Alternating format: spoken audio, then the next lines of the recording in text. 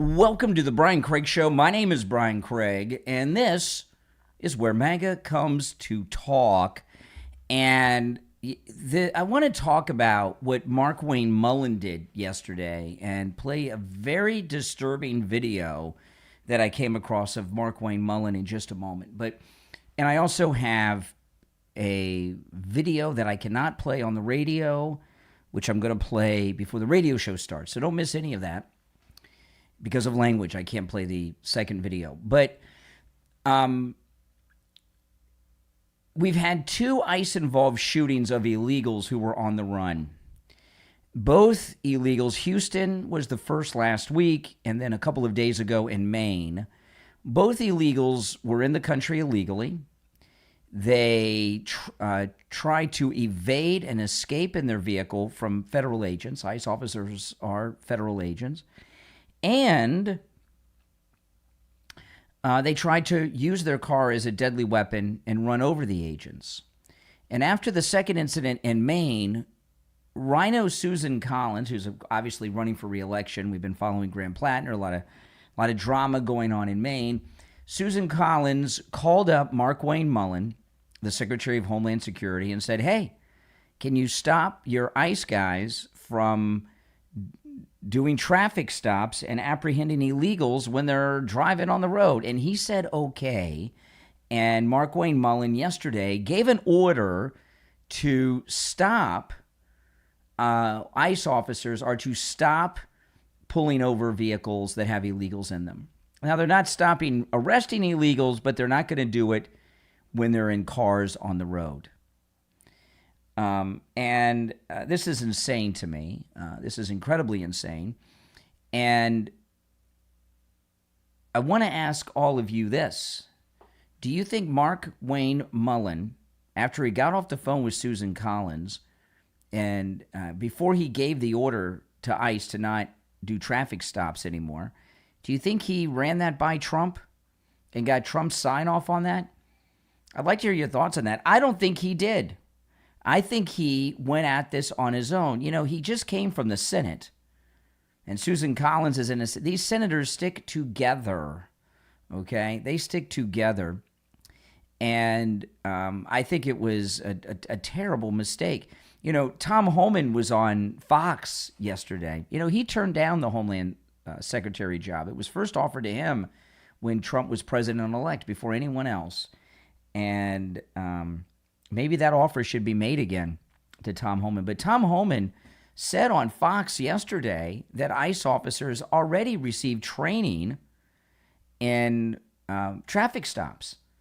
So what is the purpose of this, right? So I throw this out to you, and I got a lot more to say about it as the show goes on, but I'd like to hear your thoughts. The number is pinned in the live chat, 888-465-2631. Did Markwayne Mullin get off the phone with Susan Collins and give the order, or did he get the sign-off from the president first? I don't think he got the sign-off from the president. What do you think? 888-465-2631.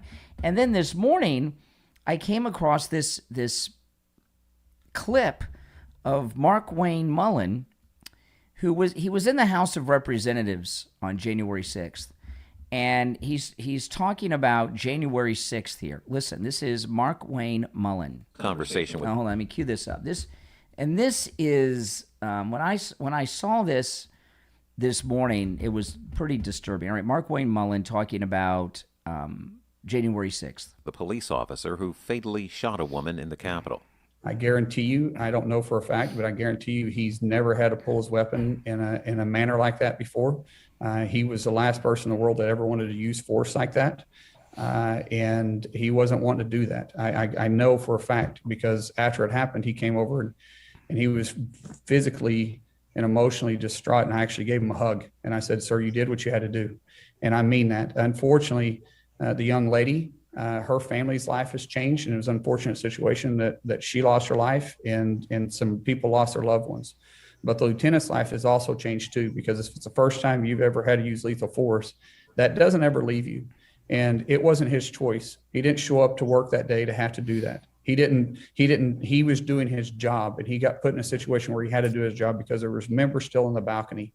And if you're going to present your weapon in a manner and give commands, and they still don't listen and they still approach, you don't have a choice, because either you have to, at that point, discharge your weapon in a manner of self-defense, or that weapon's going to be taken away from you. It's going to be used on you, and it's going to put all of our lives in danger too.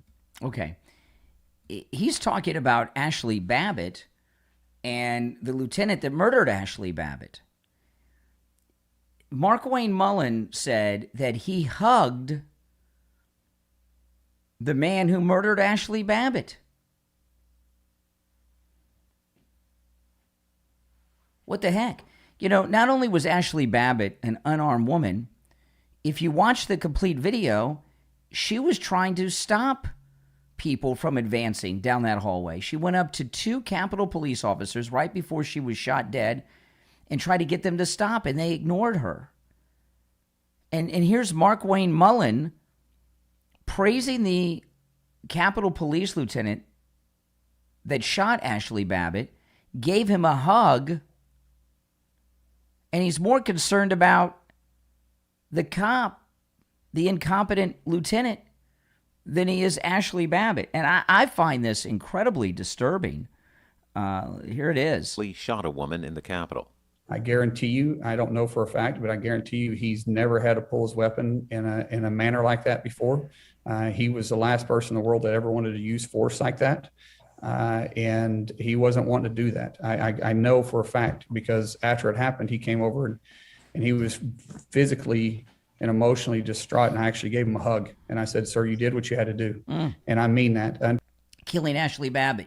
You did what you had to do. Killing Ashley Babbitt. That's what he's talking about, Markwayne Mullin. Fortunately, the young lady, her family's life has changed, and it was an unfortunate situation that she lost her life and some people lost their loved ones. But the lieutenant's life has also changed too, because if it's the first time you've ever had to use lethal force, that doesn't ever leave you. And it wasn't his choice. He didn't show up to work that day to have to do that. He was doing his job, and he got put in a situation where he had to do his job because there was members still in the balcony.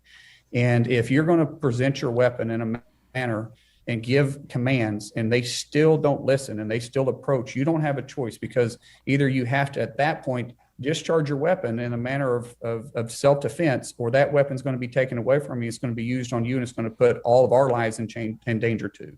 Wow. Yeah, that's Markwayne Mullin defending the lieutenant. He gave a hug to the lieutenant who murdered Ashley Babbitt. He was just doing his job.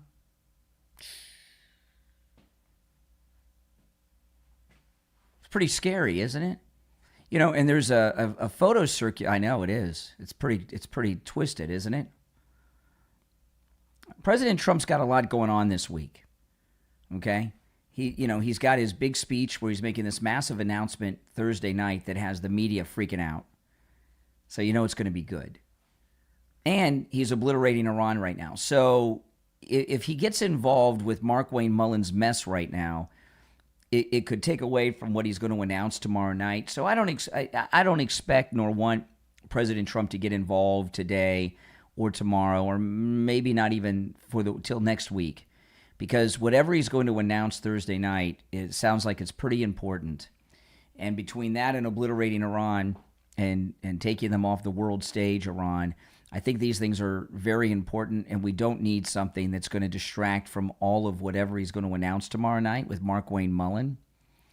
But Markwayne Mullin, do you think, here's a couple questions. One, did he get the okay from President Trump before he ordered ICE agents not to do traffic stops? Yes or no? I don't think he did. Number two, should he be fired and replaced with Tom Homan immediately? Next week. Let Trump have his thing this week. But should President Trump fire Markwayne Mullin and replace him with Tom Homan over this? This Ashley Babbitt tape that I just shared with you is reason enough to fire Markwayne Mullin in my mind. So I'd like to hear what you think. Now, I do have a clip that I cannot play on the radio, so I want to play it before the radio starts. If you'd like to call in, by the way, I'm Markwayne Mullin, please do. 888-465-2631. It's a toll-free call, 888-465-2631. If you're new, my name is Brian Craig. This is where MAGA comes to talk. Now, this here, there's a video that I want to play in relation to this that I have to play before the radio show starts because of the language. So I can't play it on the radio. But a Canadian woman she's in custody now, right? Listen to this. This is in the New York Post. A leftist Canadian woman slapped a teenager who was wearing a President Trump branded clothing on the Jersey Shore over 4th of July weekend before she was arrested and detained by immigration officials. She recorded herself confronting a group of 4 girls on the Point Pleasant Beach boardwalk when she became violent on July 3rd, according to court documents. She took issue with 2 of the beachgoers. Now, keep in mind, she's a Canadian guest in our country. It's 4th of July Eve. She took issue with 2 of the beachgoers who were minors wearing patriotic colored sweatpants with the words Trump and ICE before she struck one of them across the face and body, according to police. Video surveillance captured her assault before she left the scene, but was identified by police, who obtained an arrest warrant for her. She was arrested Monday, charged with endangering the welfare of a child, assault, harassment, and obstruction, according to court records. The teen she slapped was not injured. The Canadian had been living in Ashbury Park with her husband after she entered the U.S. with a passport in 2024. Her husband, Matthew, claimed his wife was detained by ICE and brought to the Delaney Hall Immigration Detention Center in Newark on Monday. Well, that's where she belongs. And I'm going to play a video of him. I mean, this is insane. I mean, who does she think she is? She's a guest in our country, and she pulls this crap. So here is her husband. This is the tape I can't play on the radio because of the language. Okay, this is the Canadian. This is her mugshot. Slapped a teenager, slapped a child on the Jersey Shore, visiting from Canada on July 3rd for wearing Trump gear. And this is her husband who put up this video. I need help. I don't know what to do. Yeah, call Trudeau, okay? Call Trudeau. He can help you. Help. I don't know what to do. My wife is being detained by ICE. She's in Ocean County Jail right now, and I can't get a hold of her. She keeps trying to call me, but they won't let me put money on her card. The kiosk. What do you think would happen if I went to Canada and slapped some teenager because they had a maple leaf jersey on? You think they'd put me in jail? The Toms River jail is broken, and all the numbers and stuff they gave me wasn't right or wouldn't allow me to put money on her card. And ICE is coming there to pick her up. I need an immigration lawyer. I need help. I don't know what to do. I don't have any money. I'm so fucking broke. But I gotta figure something out. I gotta save her. I need help. I need you to figure out. I don't know. This just happened. I need help. This is what men are like now. They're cry like women, like little girls. He's crying more than the teenage girl that she slapped. I need my wife. I don't want her to get hurt. I don't want to see her get. I don't know what to do. I don't know what to do. How about tell your daughter or your wife to stop assaulting children in the streets of America? How about that? Today, July 13th, my wife was detained by ICE, and look at these piercings in his lip. Oh my goodness. And all the numbers and stuff they gave me wasn't right or wouldn't allow me to put money on her card. And ICE is coming there to pick her up. I need an immigration lawyer. I need help. I don't know what to do. I don't have any money. I'm so fucking broke. But I gotta figure something out. I gotta save her. I need help. I need you to figure out. I don't know. This just happened. I need help. I need my wife. I don't want her to get hurt. I don't want to see her get. I don't know what to do. I don't know what to do.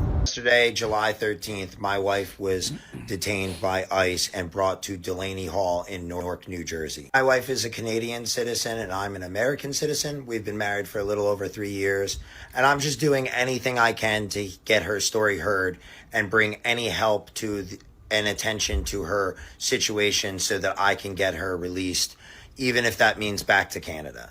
I don't care what your opinions are of me or the situation. That's kind of irrelevant. All that matters is her safety and her well-being. And to all the people who want to spread rumors and misinformation, I hope you find peace one day, but you are vile.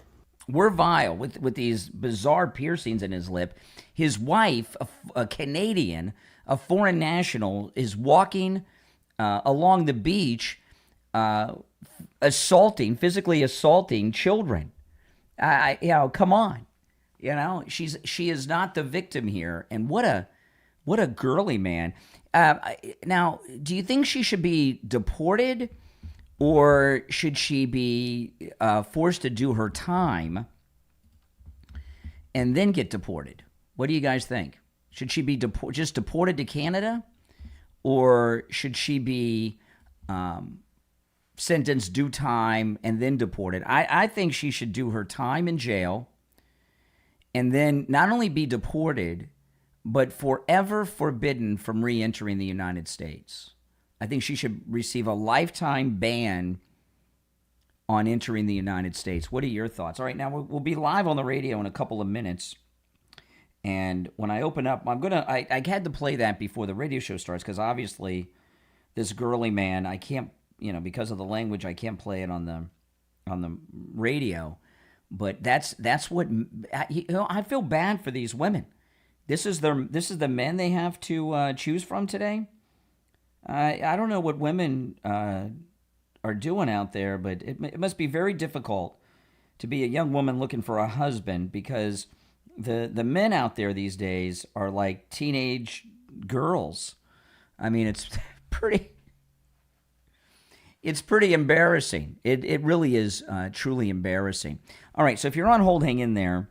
We'll be live in less than 2 minutes on the radio, and I'll have to open up the radio show and go through all of that. And if you'd like to call in, the number is toll-free and pinned in the live chat, 888-465-2631, 888-465-2631. And if you could please like the video, guys. Liking the video helps so much. It gets the video recommended to people that have not yet found the channel. So please like the video. And those of you that are new, welcome. My name's Brian. This is where MAGA comes to talk. Make sure you subscribe. Okay, we got just over a minute. So when the radio show starts, I'm going to recap, and we're going to talk about this ICE incident. This ICE-involved shooting of the illegal in Maine. There are now photos of the car after the shoot. The bullet holes are straight on in the windshield where the driver is, which shows that the ICE agent was directly in front of the car, and that the illegal was definitely trying to run him over. And sadly, it's a good shoot. But these illegals, they're being told and trained, really, to run these federal agents over. That's what's going on. What do you think Renee Good, where she got that from? Right? Part of the training of these woke social justice warriors is running over federal agents. All right, we got about 20 seconds.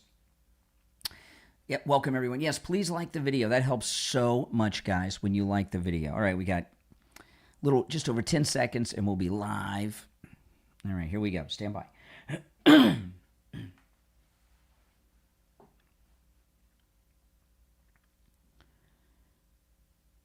Welcome to the program, everyone. My name is Brian Craig, and boy, oh boy, is today a major, major news day with lots of things to cover. And I want to start with a follow-up to what's been happening with illegals trying to kill ICE officers by running them over with their cars. And we've had two incidents in the last week with ICE-involved shootings of illegals trying to kill agents. One in Houston, Texas and the other one in Maine, okay, earlier this week. And in both of these incidents, they were trying to get away from the ICE agents, who are federal agents, law enforcement, right? Just like the FBI, just like the ATF, just like the Secret Service, just like Homeland, just like any other cop, right? So they're trying to get away. When they get cornered, they try to turn their car into a deadly weapon and kill the ICE officers by running them over. And in these two incidents, ICE officers had to fire to save their own lives, like the ICE officer in the Renee Good incident. Okay? And yesterday, a story dropped, and this is the story. Susan Collins called Markwayne Mullin, the Secretary of Homeland Security, and said, hey, can you stop ICE from doing traffic stops on illegals? Markwayne Mullin said yes. He got off the phone with Susan Collins, and he gave an order to ICE officers to not do traffic stops any longer. So, my first question to you is, and if you're on hold, stand by. I'll get to the calls shortly. My first question to you is this. Did Markwayne Mullin get President Trump's permission? Did he call the White House and get the okay from Trump before he gave the order to stop ICE traffic stops? Yes or no? I don't think he did, but I'd like to hear your thoughts on that at 888-465-2631. And then this morning, I came across online a very disturbing video of Markwayne Mullin. Now, before he was Homeland Security Secretary, he was a senator. But before he was a senator, he was in the House of Representatives. This is an interview of Markwayne Mullin when he was still a House member right after January 6th. Listen.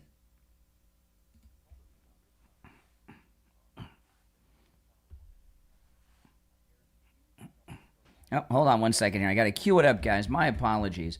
So this is when Markwayne Mullin was in the House right after January 6th. He told us about his conversation with a police officer who fatally shot a woman in the Capitol. I guarantee you, I don't know for a fact, but I guarantee you he's never had to pull his weapon in a manner like that before. He was the last person in the world that ever wanted to use force like that.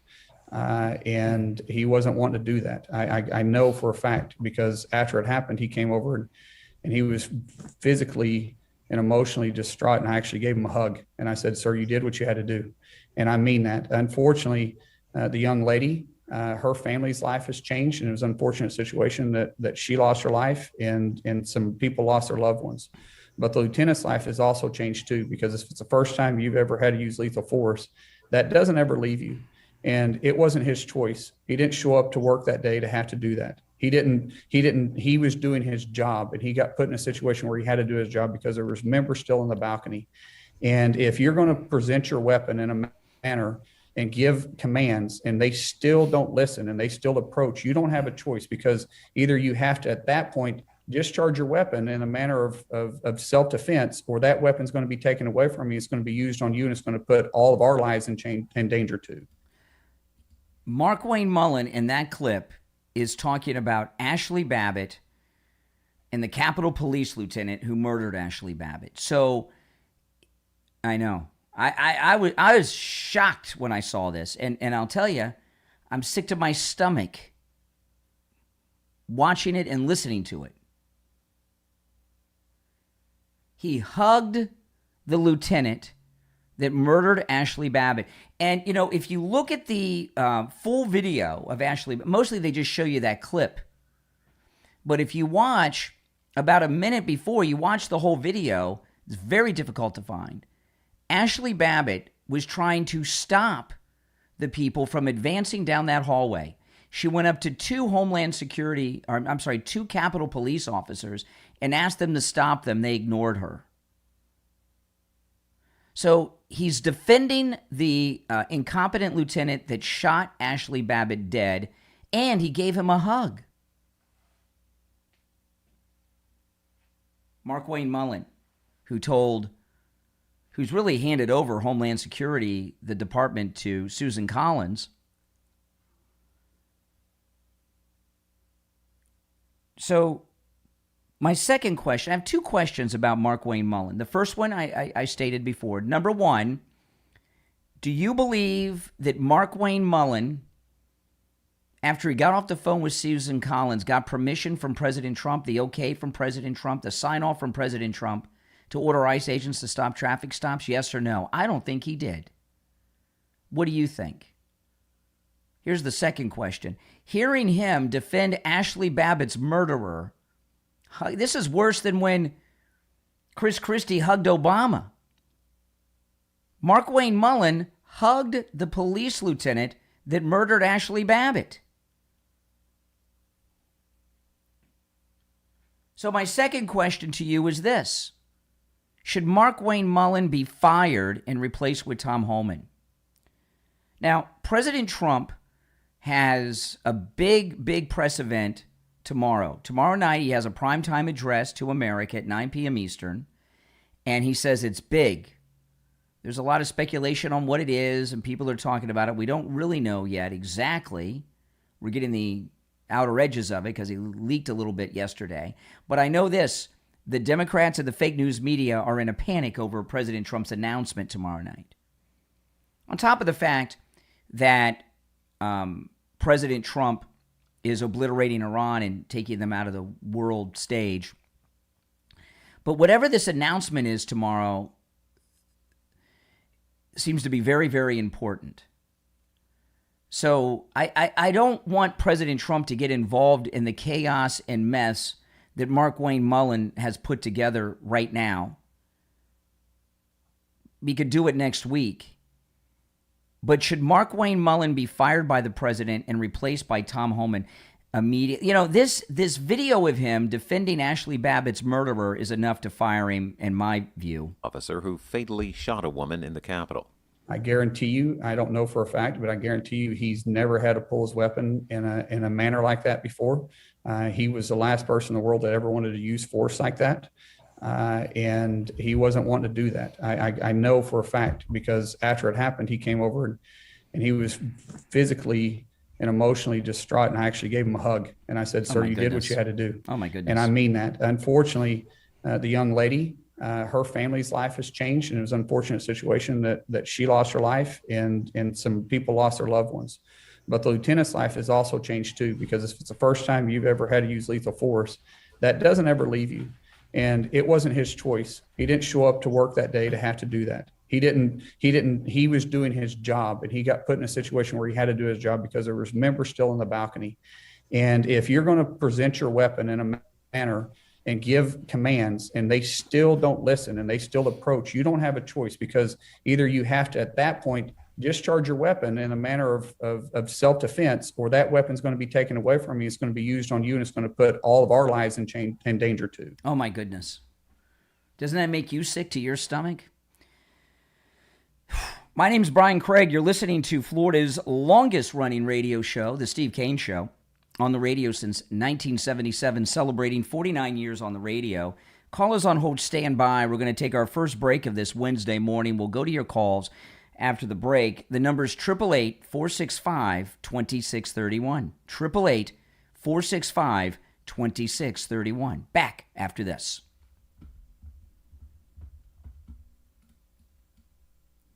Yeah, this is one of the most disturbing videos. I mean, I'm in shock, guys, at that video. Aren't you? I mean, I am really in shock.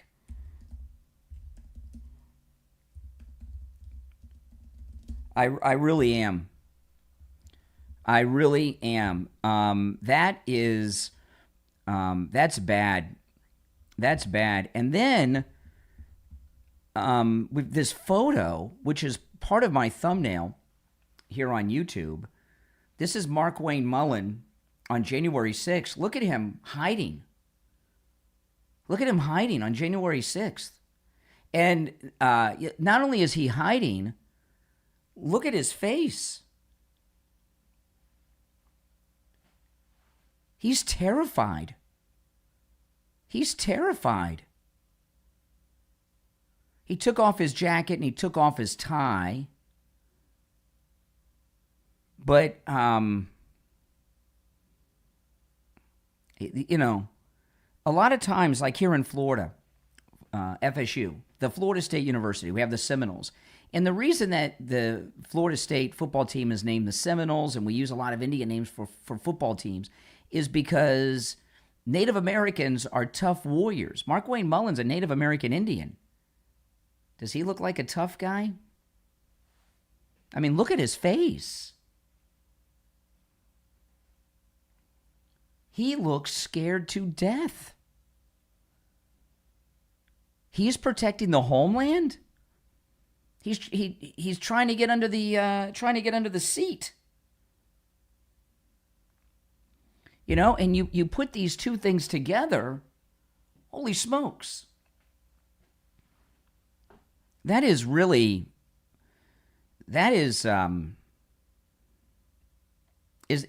let me ask you guys, and if you're on hold, stand by, I'll go to the phones after the break. You know, looking at Markwayne Mullin here, is that the face of a coward? What do you guys think? Yes or no? Is that the face of a coward? And look at his body language. We'll be back in about a minute. Does he look terrified to you? All right, callers on hold, hang in there. The number is pinned in the live chat. It's toll free no matter where you're tuned in from, 888-465-2631. You're all welcome to call in. You don't have to agree with me, you know, and I'm open to the idea of being wrong, okay? So if you disagree or agree, you're welcome to call in. But he looks absolutely terrified there. You can see it on his face. Ronnie Jackson didn't look like that. Ronnie Jackson was taking the lead. You know, he's an admiral. Markwayne Mullin, he's hiding with the girls. Yeah. You know, he looks like the girls in the squad, just terrified. All right.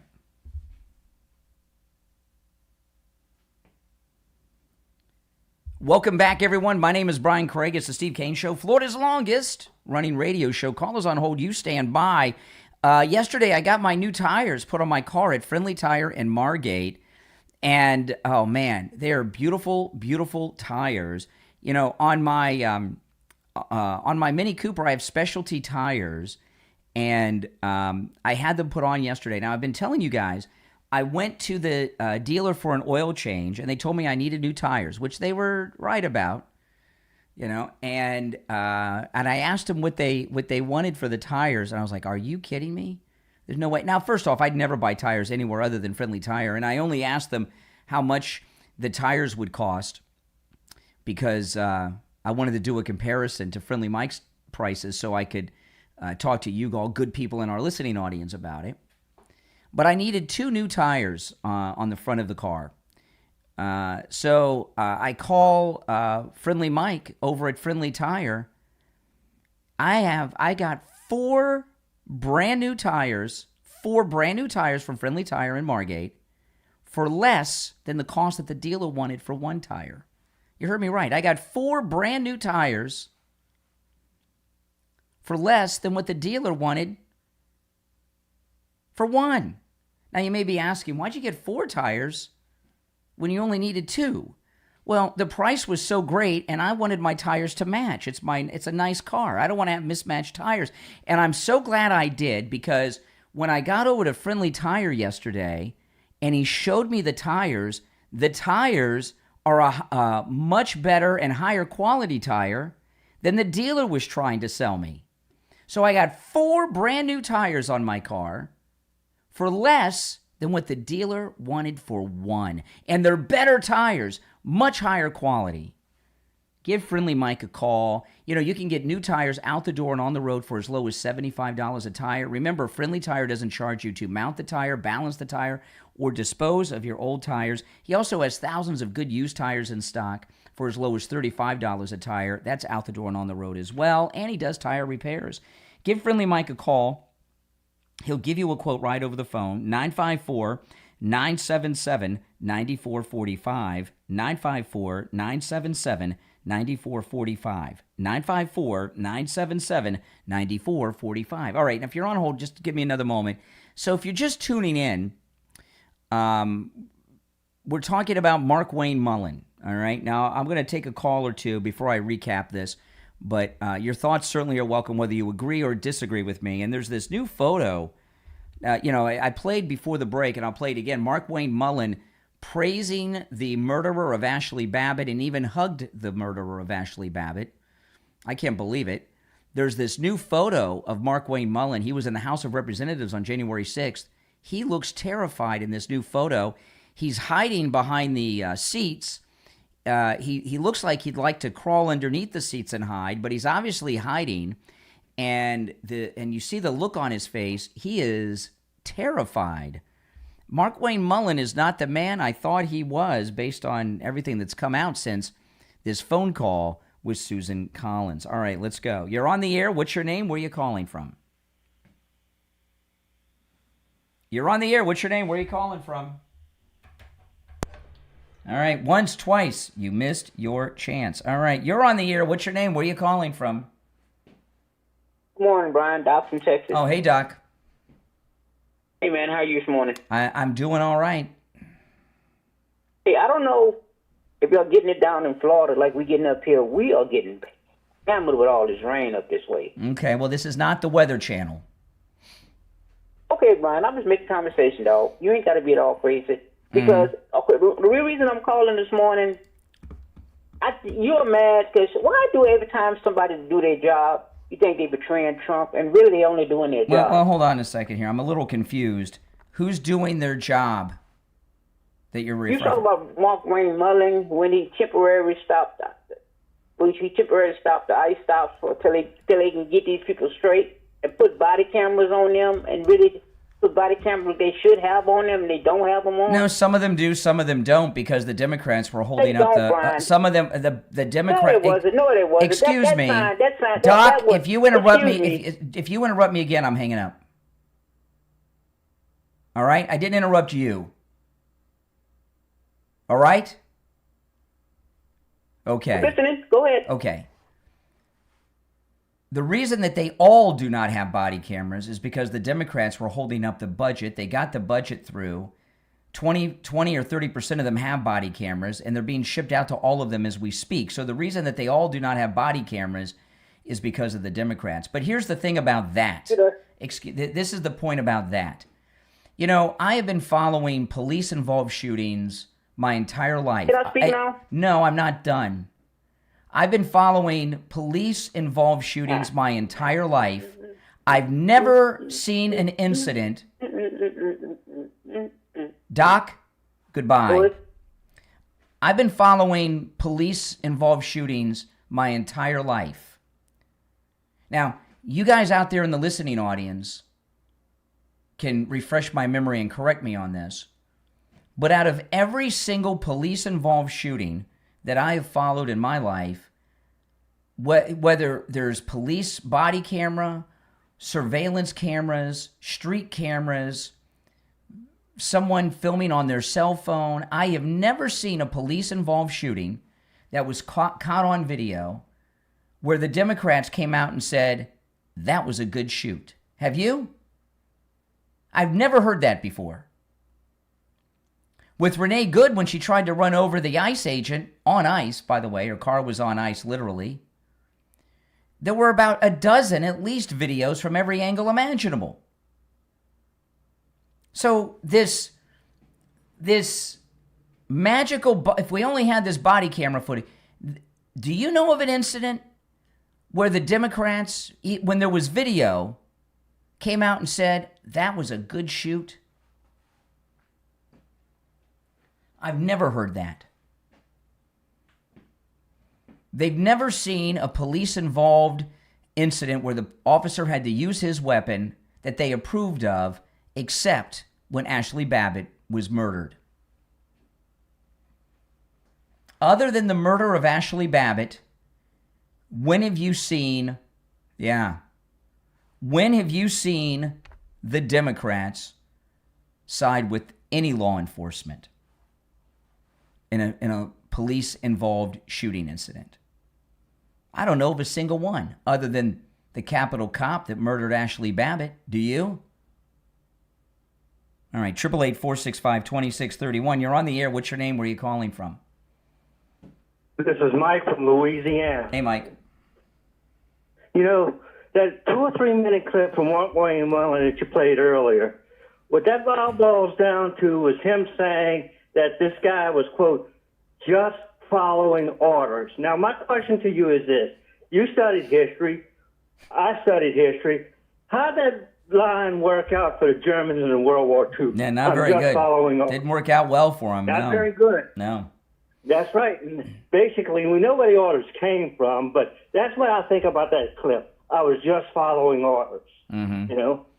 Yeah. I'm not. Maybe you all have seen this clip of Markwayne Mullin before. I had not seen it before, but he actually hugged the Capitol Police lieutenant that killed Ashley Babbitt.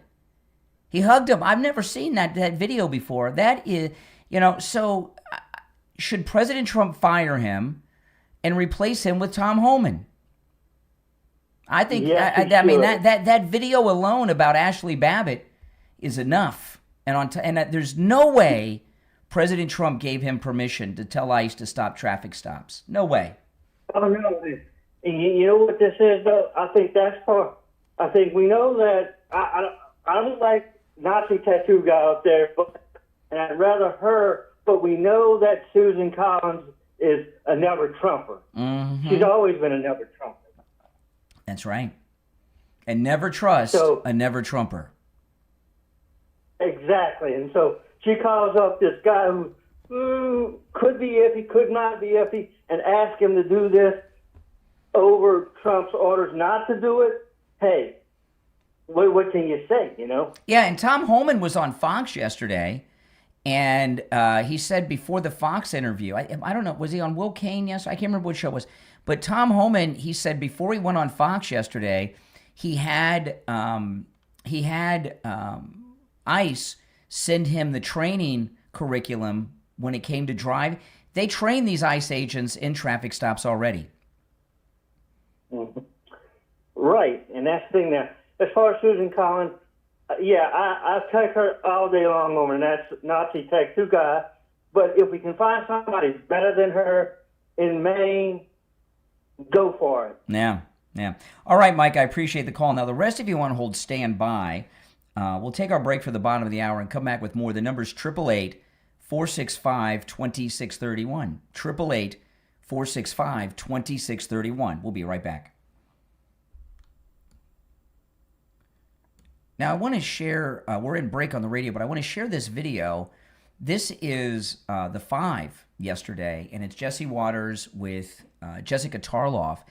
And you actually get to see this the car in Maine and where the bullet holes are. Watch this. All right, so the bullet holes are right through the front windshield. So this wasn't a side shot. The car was coming at the officer, we think, and they'll do a review. Yeah, I mean, look at this. Let me make it a little smaller so my head's not covering it up. I mean, look at this. There's 3 bullet holes. They're not from the angle. They're straight on into the windshield where the driver is, which shows that the ICE agent was directly in front of the car and the driver was trying to run him over, right? That's exactly what it shows. All right, so the bullet holes are right through the front windshield. So this wasn't a side shot. The car was coming at the officer, we think, and they'll do a review. And if he's,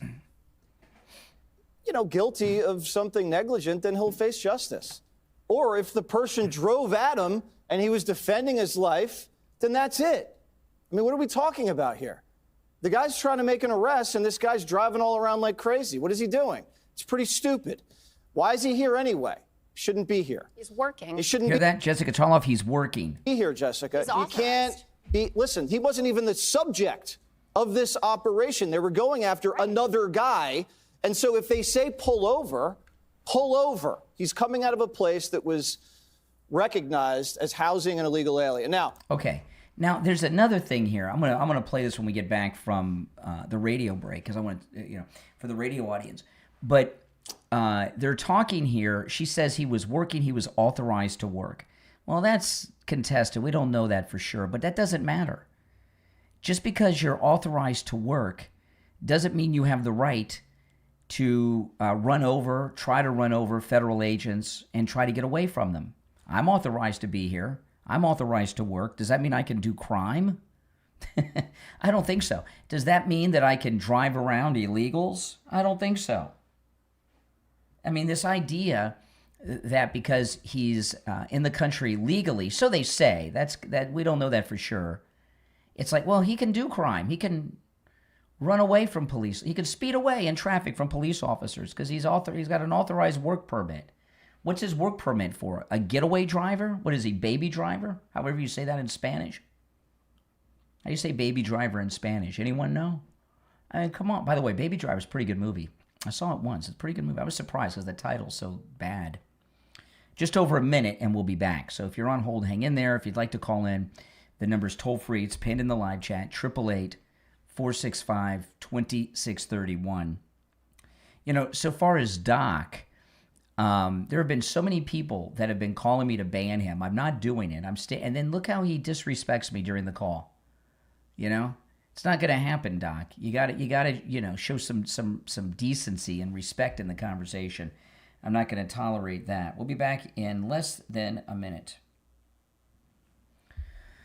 Oh, man, I tell you. Oh, by the way, guys, please like the video if you've not already done it.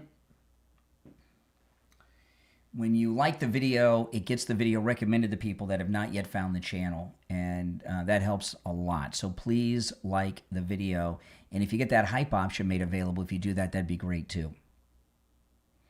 But what Doc's trying to do is to get me to ban him because he's addicted to this program like crack, and he can't stop listening, so he's trying to get me to ban him. All right, stand by.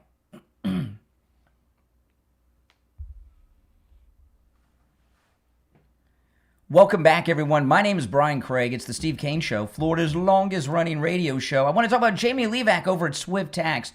Listen, guys, if you missed the tax deadline, don't worry. If you didn't file this year, don't worry. Call Jamie Levac at Swift Tax. He'll take care of it for you. He's got a direct line to the IRS. He will take care of it for you. Okay? And Jamie Levac can take care of your taxes no matter where you are in the United States. Remember that, guys. So no matter where you're listening, Jamie Levac at Swift Tax can help you. Now, if you're local here in South Florida, please feel free to meet with Jamie Levac in person if you'd like, but you don't have to. You can do everything over the phone with Jamie Levac or on a Zoom call or something, or FaceTime if you want. But if you miss the tax filing deadline, call Jamie Levac. He'll take care of it for you. If you have past years where you haven't filed, call Jamie Levac at Swift Tax. He'll handle and take care of that for you as well. If you owe back taxes, even if you already have a payment agreement going on with the IRS, or maybe you owe back taxes and you haven't taken care of it, call Jamie Levac at Swift Tax. He does have a direct line to the IRS. He'll take care of it for you, and he'll do it for a tiny fraction of the cost that these companies that you hear on other radio stations, on national shows charge. This is his number. You can call or text Jamie Levac, 954-773-1587. 954-773-1587. That's 954-773-1587 for Jamie Levac at Swift Tax. All right, so back to this Markwayne Mullin incident. I wanted to play this clip. This is the 5 yesterday. It's Jesse Waters with Jessica Tarloff, and Jesse actually has the photos of the car in Maine where the agent had to shoot to save his life. All right, so the bullet holes are right through the front windshield. So this wasn't a side shot. The car was coming at the officer, we think, and they'll do a review. And if he's, guilty of something negligent, then he'll face justice. Or if the person drove at him and he was defending his life, then that's it. I mean, what are we talking about here? The guy's trying to make an arrest, and this guy's driving all around like crazy. What is he doing? It's pretty stupid. Why is he here anyway? Shouldn't be here. He's working. He shouldn't be here, Jessica. He's You can't. Okay.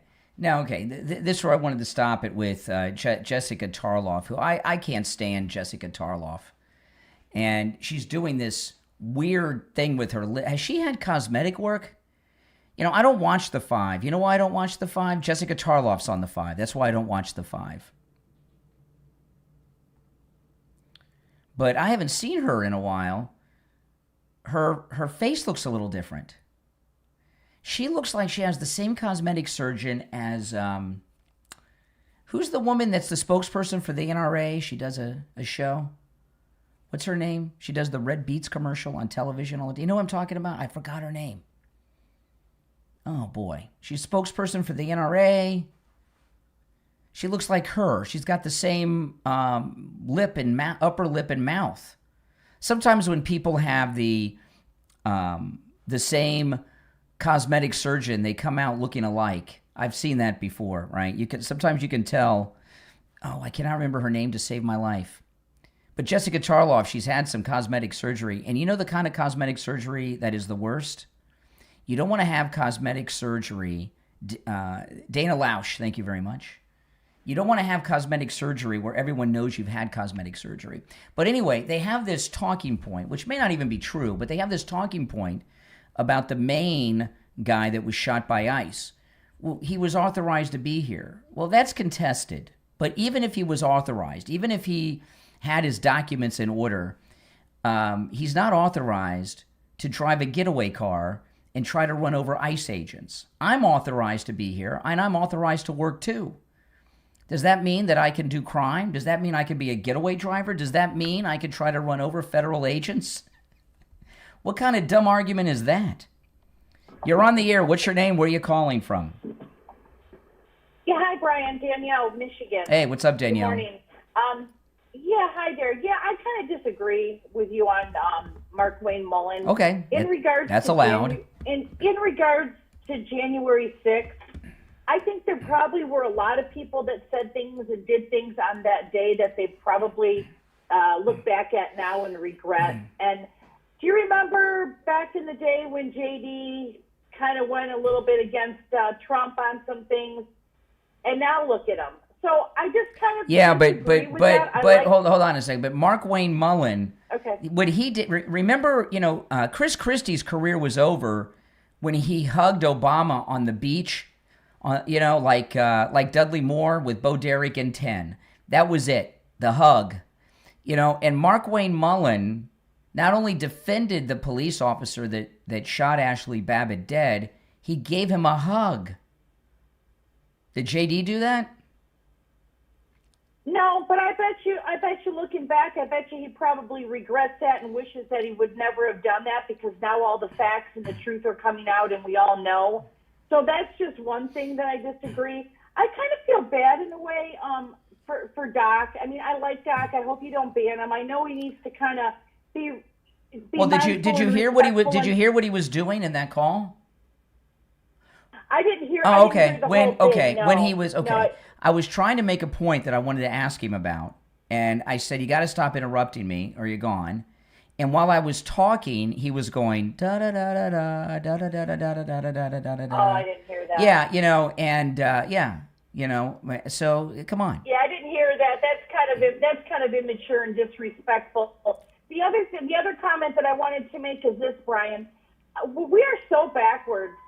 Everything is turned upside down and so backwards because let me tell you what I'm sick of. I'm so sick of all of these people protesting and defending these people that are against ICE. These people that are escaping and disobeying the laws when they're pulled over, and unfortunately they're being killed because they're using their vehicles as weapons. Yeah. What about the outrage? What about the outrage for the 9-year-old girl in Chicago that was just raped by an illegal Venezuelan? Exactly. What about all of these people that have died at the hands of people that shouldn't be in this country? And I'm getting PO'd because I'm tired of this fake media and I'm tired of everybody. Do you see all the fake signs that they've all of a sudden gotten? Yeah. Charging Susan. Well, let me ask you this: when Markwayne Mullin gets a call from Susan Collins yesterday, she says, "Hey, Markwayne Mullin, can you stop these ICE agents from pulling over illegals in their cars?" Do you think he got the okay from Trump to order them not to pull illegals over anymore? I would hope so, Brian. Brian. But Yeah, I know. We'd all hope so. We'd all hope he would ask Trump. But do you think that Trump said okay to that? Is it only in her state, Brian? Nationwide. Nationwide. Well, I'm telling you, Brian, like I said, we're backwards and turned upside down because these people should be putting their energy and getting out there and protesting on the behalf of all the innocent Americans and people in this country that are being killed and raped. Instead, they want to go defend someone that wants to disobey do you know, the law. Markwayne Mullin, okay, while he's a Native American Indian, and there's this photograph of him trying to hide and crawl underneath his chair in the Capitol on January 6th. And he looks terrified. It's very cowardly. His family, they surrendered in the Indian Wars to the U.S. before the Trail of Tears.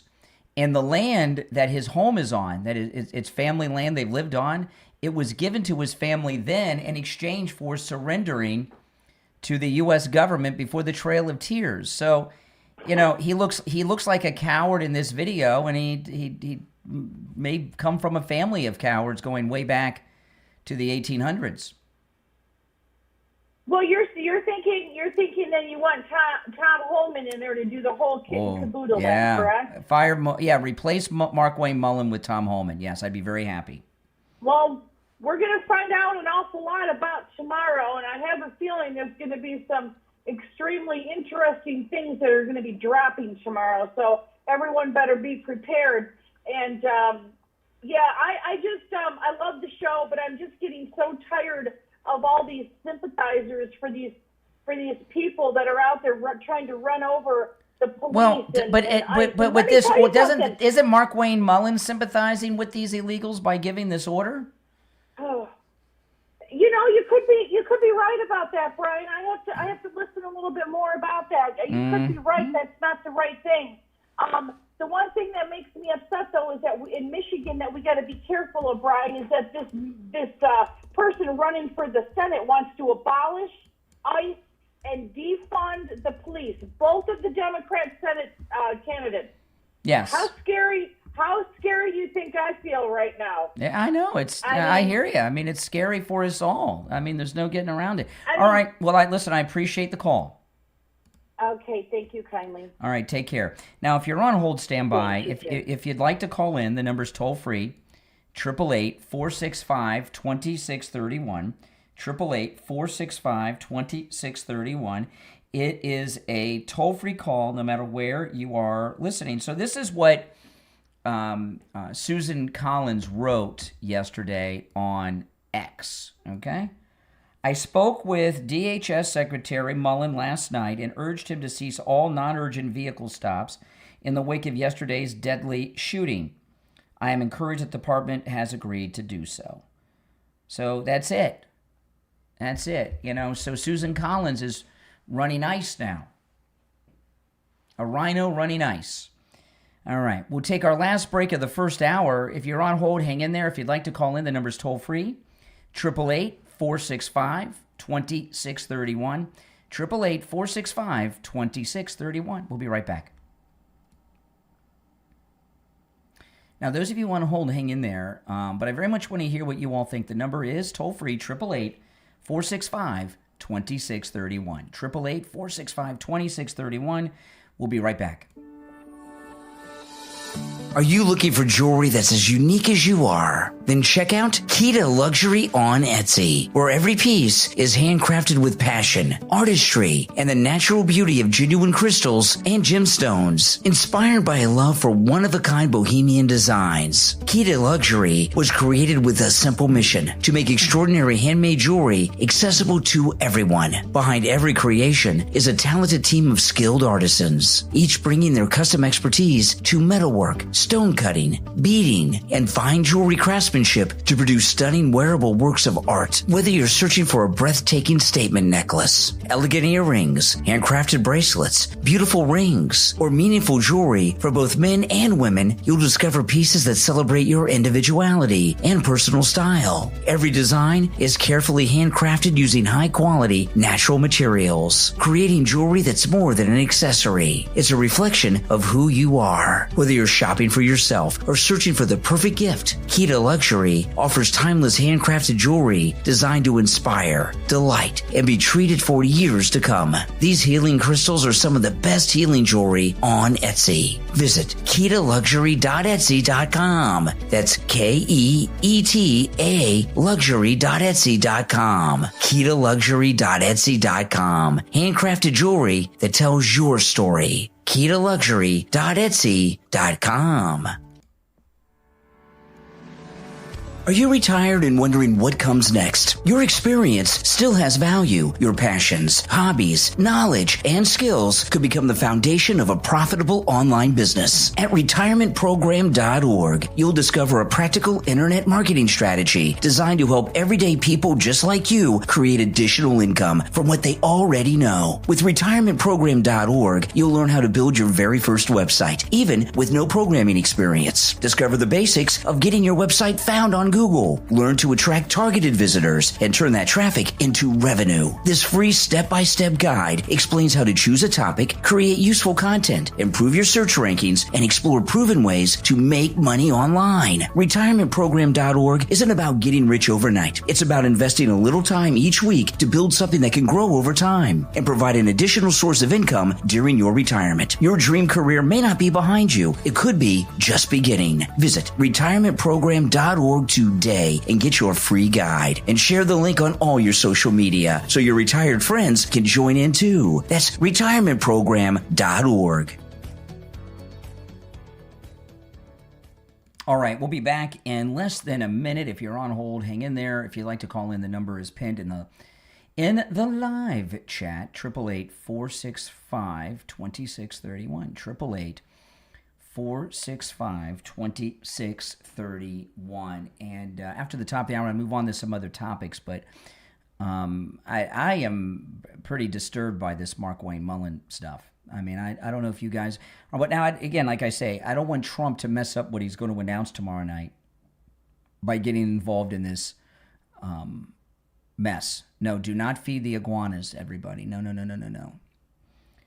If you're moving to Florida, don't feed the iguanas, and whatever you do, don't feed those ducks. All right, stand by. 5 seconds.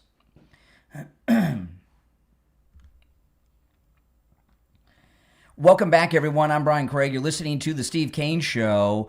I want to talk about Mike Lindell and MyPillow. Now, you guys know, you hear me talk in one of the recorded ads about, you hear me. I did a live stream on YouTube at 5 a.m. this morning.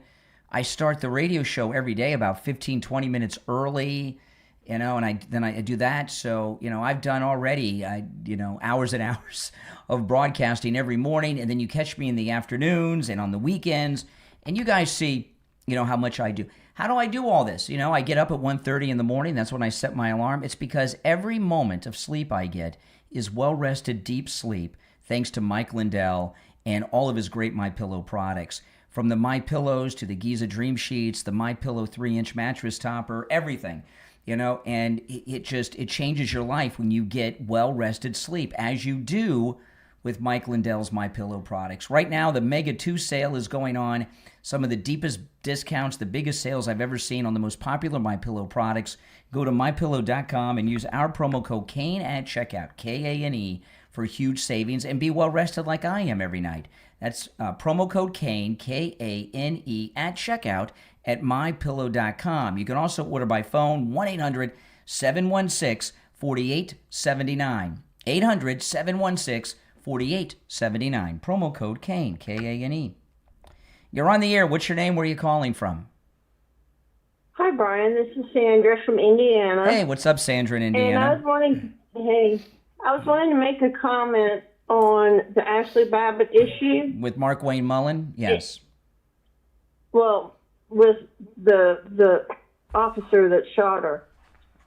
I remember seeing the video of the officer standing there in front of the door, seemed calm, and one of them looked over his shoulder, and you could see the gun of the officer already pointing at somebody. Now, what if the color of the people were totally reversed? How would that? Oh, I think you know the play answer to out that. on the movie? I think you know the answer to that. Oh, I know the answer to that. Yeah. And I'm The still cop wondering would be in prison why- next. He'd be in prison next to the Derek Chauvin's cell. Right. And how come Ray Epps was never arrested? Mm-hmm. Yeah, exactly. Well, because evil people were running the government back then. The auto pen people were running the government then. Oh, I know. And they showed him inciting violence for 2 days. Mm-hmm. Yeah. So that's that. Yeah, Yeah. you make a good point. And Ashley Babbitt, see, in MAGA circles, Ashley Babbitt, Charlie Kirk, these are martyrs. Yes. And they were martyred by the left. And while think about it, while we mourn Lindsey Graham, while we mourn Charlie Kirk and Ashley Babbitt, they celebrate their deaths on the left. Oh, I remember how they celebrated when Charlie Kirk was assassinated dancing in the hallways. And look how they were acting over the weekend. Yeah, with Lindsey Graham. Yeah. Yeah. Mm-hmm. Yeah, exactly. They're sick people. Well, They're demonic people. Yes, and we call them liberals and Democrats. Yes, that's Yeah, correct. They're, Mm-hmm. they're demonic. That's right. All right, appreciate the call. Thank you, honey. All right, take care.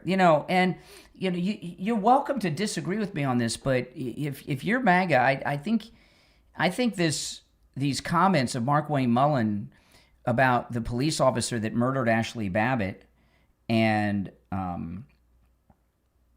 the comments that he made are just twisted. Now, if you're just tuning in, I want to share this, what we're talking about here. In the next hour, I'm going to move on to some other topics because there's a lot in the news going on. But I want to finish up in the few minutes we have here involving what Markwayne Mullin did yesterday. And you're welcome to call in at 888-465-2631. 888-465-2631. Call us on hold, stand by. I don't believe that Markwayne Mullin got President Trump's permission to order ICE not to do traffic stops or apprehensions. I don't think he got the sign-off on Trump. Trump is up to his eyeballs right now. He's got this big announcement tomorrow night, whatever that is, and he said it's big, big, big. Okay? And then he's dealing with Iran right now in a big way, too. And I just don't see Trump signing off on that. I just don't see it. And when you see Markwayne Mullin turning the control of ICE over to Susan Collins, now I understand from Susan Collins' perspective, these Democrat socialists in Maine are having a secret committee decide who's going to be their Senate nominee. Think about that. How many times have you heard Democrats say over the last year or two, this is what democracy looks like? That's kind of like the catchphrase of these Democrat socialist commies. They sing it, they shout it. This is what democracy looks like. Democracy, look what they did, right? Joe Biden wins all the primaries. He has a bad debate. His poll numbers are sinking. They plug someone in, Kamala Harris, Willie Brown's girlfriend, who didn't get a single vote. Now they're doing the same thing with a secret closed-door committee in Maine after Graham Plattner won everything, after they all supported him. The polls aren't going well because of his Nazi tattoo and everything else. So now they're having a secret committee bypass the entire primary process and all the voters of Maine. Is this what democracy looks like? So I understand the one issue that these Democrat socialist commies have in Maine is ICE, right? They hate ICE, and that's their whole thing. And Susan Collins would like to be anti-ICE so she can, try to get some Democrats in Maine to vote for her. But that doesn't mean Markwayne Mullin has to do her bidding. And not only that, she goes out and brags about it all over X. I'm sorry. So here's Markwayne Mullin when he was in the House of Representatives right after January 6th. And in this clip, he's talking about Ashley Babbitt, and the Capitol Police lieutenant who murdered her. Officer who fatally shot a woman in the Capitol. I guarantee you, I don't know for a fact, but I guarantee you he's never had to pull his weapon in a manner like that before. He was the last person in the world that ever wanted to use force like that. And he wasn't wanting to do that. I know for a fact, because after it happened, he came over and he was physically and emotionally distraught. And I actually gave him a hug. And I said, sir, you did what you had to do. And I mean that. Unfortunately, the young lady, her family's life has changed, and it was an unfortunate situation that she lost her life and some people lost their loved ones. But the lieutenant's life has also changed too, because if it's the first time you've ever had to use lethal force, that doesn't ever leave you. And it wasn't his choice. He didn't show up to work that day to have to do that. He was doing his job, and he got put in a situation where he had to do his job because there was members still in the balcony. And if you're going to present your weapon in a manner and give commands and they still don't listen and they still approach, you don't have a choice, because either you have to, at that point, discharge your weapon in a manner of self-defense, or that weapon's going to be taken away from you. It's going to be used on you, and it's going to put all of our lives in danger too. I mean, that's pretty bad. That's pretty bad, you know. And he gave the lieutenant a hug. You know, I mean, and think about all the talk and discussion over the. He's lucky there's not a photograph of it. Is there a photograph of that hug? I haven't seen it. But look at what Chris Christie did to his career over hugging Obama, and how many times has that been talked about? That was the end of Chris Christie's political career. It was over for him. But to hug the guy who murdered Ashley Babbitt, that's a whole nother level. Has he walked this back or apologized for this? Or Markwayne Mullin? This morning was the first time I've seen this clip. I saw it this morning, and I was so disturbed by it. I was in shock. You know, and it looks like Markwayne Mullin may not be the Markwayne Mullin that I thought he was. Turns Homeland Security, ICE control over to Susan Collins, the Rhino, and now this? I don't think so. Now, again, in the next hour, I'm going to move on to some other issues because there's a lot going on in the news. But if you're on hold to talk about Markwayne Mullin, hang in there. You're very much welcome to continue that conversation when I go back to the phones after the top of the hour, okay? But the questions, the question on the table is, one, okay, did Markwayne Mullin get permission from President Trump before he ordered ICE to stop with the traffic apprehensions? That's question one. And number two, should President Trump fire Markwayne Mullin and replace him with Tom Homan? Those are the two questions on the table. All right, 888-465-2631. 888-465-2631. I want to talk about Lighthouse Medical in Pompano and about neuropathy. You know, they have a neuropathy treatment that works and it lasts. I've seen it work on Steve Kane and many people in this listening audience. And no matter what stage of neuropathy you are in, Lighthouse Medical can help you. They can treat you. Give them a call. The consultation's free if you mention you heard about them on the Steve Kane Show. The numbness, the pain, the burning, the tingling in your hands and feet, the muscle weakness, the loss of balance, the falling down all the time, the muscle twitching, the feeling of pins and needles in your hands and feet, no feeling at all. These are just some of the symptoms. If you're in the earliest stages, okay, or you're in the later stages, or anywhere in between, call Lighthouse Medical. They can help you and treat you for your neuropathy. You know, on our cruise, there's some of our cruisers had neuropathy and went to Lighthouse Medical, and they've told me if it wasn't for Lighthouse Medical, I wouldn't be on this cruise. I wouldn't be able to. Get your life back, be able to take vacations, be able to go to the mall, be able to go to restaurants, be able to be active. Call Lighthouse Medical. Again, if you mention the Steve Kane Show, the consultation is free. 754-222-6642. 754-222-6642. 754-222-6642. And online, lighthousemedicalcenter.com. All right, 1 hour down, 2 to go. It's the Steve Kane Show, Florida's longest running radio show. Indeed it is. on the radio since 1977, celebrating 49 years on the radio. Call is on hold. Stay on hold. We'll go to the phones after the top of the hour break. If you'd like to call in, you're welcome to do so. I can't believe it's Wednesday already. 888-465-2631. 888-465-2631. We'll be back right after our top of the hour break.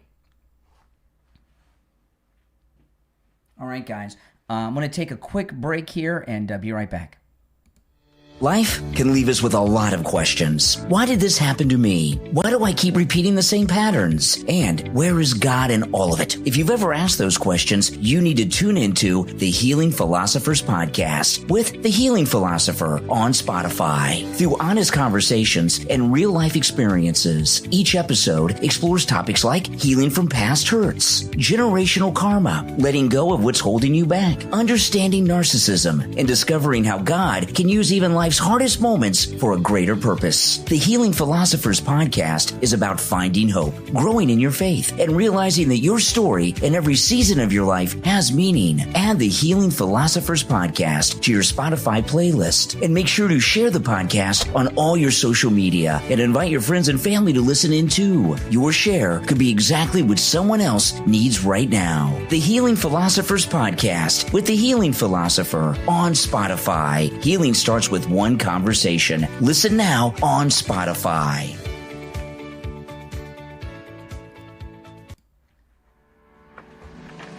Are you retired and wondering what comes next? Your experience still has value. Your passions, hobbies, knowledge, and skills could become the foundation of a profitable online business. At retirementprogram.org, you'll discover a practical internet marketing strategy designed to help everyday people just like you create additional income from what they already know. With retirementprogram.org, you'll learn how to build your very first website, even with no programming experience. Discover the basics of getting your website found on Google. Learn to attract targeted visitors and turn that traffic into revenue. This free step-by-step guide explains how to choose a topic, create useful content, improve your search rankings, and explore proven ways to make money online. Retirementprogram.org isn't about getting rich overnight. It's about investing a little time each week to build something that can grow over time and provide an additional source of income during your retirement. Your dream career may not be behind you. It could be just beginning. Visit retirementprogram.org today and get your free guide, and share the link on all your social media so your retired friends can join in too. That's retirementprogram.org. What if you could have a professional website online in just 60 seconds for less than $1? You can with forless.ai. That's FOR-less.ai. Forless.ai is the fastest and easiest way to build a beautiful website using the power of artificial intelligence. With forless.ai, there's no coding, no designers, and no complicated software. Simply go to forless.ai. Describe your business or idea in plain English, and forless.ai automatically generates a complete, ready-to-publish website in seconds. Whether you're starting a small business, promoting your services, launching a side hustle, or building your personal brand, forless.ai gets you online quickly, affordably, and professionally. Spend less time building and more time growing your business. Build your website in just 60 seconds for less than $1. Visit forless.ai right now. That's FOR-less.ai. Forless.ai. Less time, less effort, more results. Forless.ai.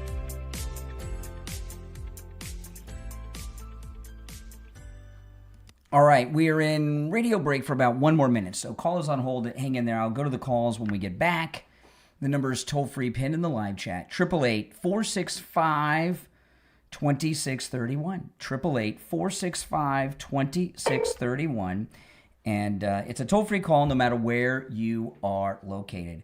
Oh, man, this week has really flown by. And please, guys, like the video. When you like the video, people find the program that have not yet found it because it gets recommended to people that don't know about me yet. So please like the video. And I know a lot of you guys do that every day. Thank you so much. Please continue to do that. It helps out a lot. It really does help grow the channel. Okay. All right, 20 seconds and we'll be back. Oh boy, what a day. What a day.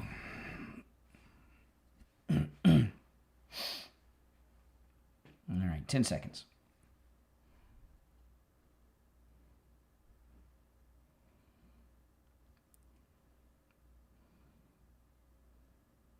All right, the second hour has begun. I'm Brian Craig. Welcome back, everyone. You're welcome to call in about anything I brought up so far on the program. 888-465-2631. You're on the air. What's your name? Where are you calling from? Yeah, good morning, Brian. Oh, hey, It's Richie. I want to give you my opinion of this, okay? The Capitol was breached. I seen hundreds of people breaking through the windows, mob scenes. There were senators, 500 and something congressmen. There was like 100 senators in the building, right? Because of the confirmation and everything. They were all there. I didn't see one officer shoot into the crowd just like that. That's not a justified shoot. I mean, well, here's the thing, Richie. Absolutely. I mean, you could not be more correct. But I want to update to where we are. So this new video that I saw for the first time today, that I've been playing on the program, of Markwayne Mullin not only defending the murderer of Ashley Babbitt, but he said he hugged him. Yeah. And I maybe you guys knew about that before. For today's first time I've seen it. Okay, I know a lot, but I don't know everything. I didn't know. No, and how did he get through the confirmation process without you and I knowing about it? Who are news junkies? I feel like that's it. That's bad. That's really bad. Yeah, but Brian, I can understand him hugging the guy. The guy felt terrible. But the guy screwed up. What he did. I mean, they're talking about. But he's not. But Richie, pulling... he hugged that cop that shot Ashley Babbitt, an unarmed woman, dead. Yeah, I know. But he's trashing the ICE officers that are defending their life against illegals that are trying to kill them on the streets of America. I mean, he's on the wrong side of both of these involving federal law enforcement. I'm going to bring something up here, okay, with the traffic stopping and all that other stuff, okay? I know that if I get on I-95 and say I'm going to visit Brian Craig at the studio and I'm supposed to be there at 7 o'clock, if I leave my house at 6 o'clock and don't do 85 miles an hour, I'm not going to get there. Do I have the right to do 85 miles an hour? No. But I know I'll probably be stopped and pulled over and ticketed as an American citizen. Now, I'll be damned, okay, that they can't stop illegals. And an illegal knows now, all I have to do is jump in my car and they ain't going to do nothing. Well, not only that, Richie, they're telling us that illegals can run over federal agents too. Yes, I know, and that's the thing. You got to look at there's certain cities, liberal cities, that'll tell you cops can't pursue cars. I mean that even a killer or a bank robber, we don't want to endanger the public. That's crap. Not for nothing. This whole thing is blowing up. Well, I'll tell you, restrictions. Let me tell you, I don't want to say what department this is because it's a Broward County department. This was a few years ago, so maybe they've changed their policy. But I saw a guy speed away from this was in Broward County a number of years ago. I saw a guy get away from the cops. Okay, and there was some friends of ours were over at the house, a couple, and the husband was he's a police officer with a department. He says we are told not to get involved in high-speed pursuits. I said, well, first of all, should you be telling me that? Shouldn't that be a secret? Yeah, so that's crazy. He's like, oh, we radio ahead. And they try to stop him up ahead. That's crazy.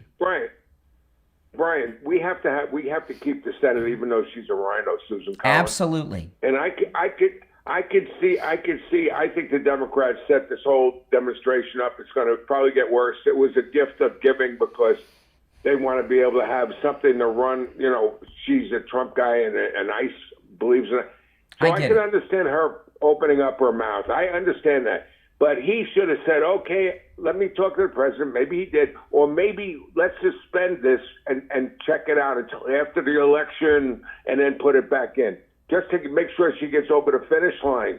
But the thing is, for the whole country to get the word now that this is the new policy is crap. What I would have done with Markwayne, listen, what you said is true. Susan Collins, the Democrat Socialist Communist of America in Maine only have one issue. That's ICE. F-ICE. That's their campaign slogan. F-ICE. That's all they say.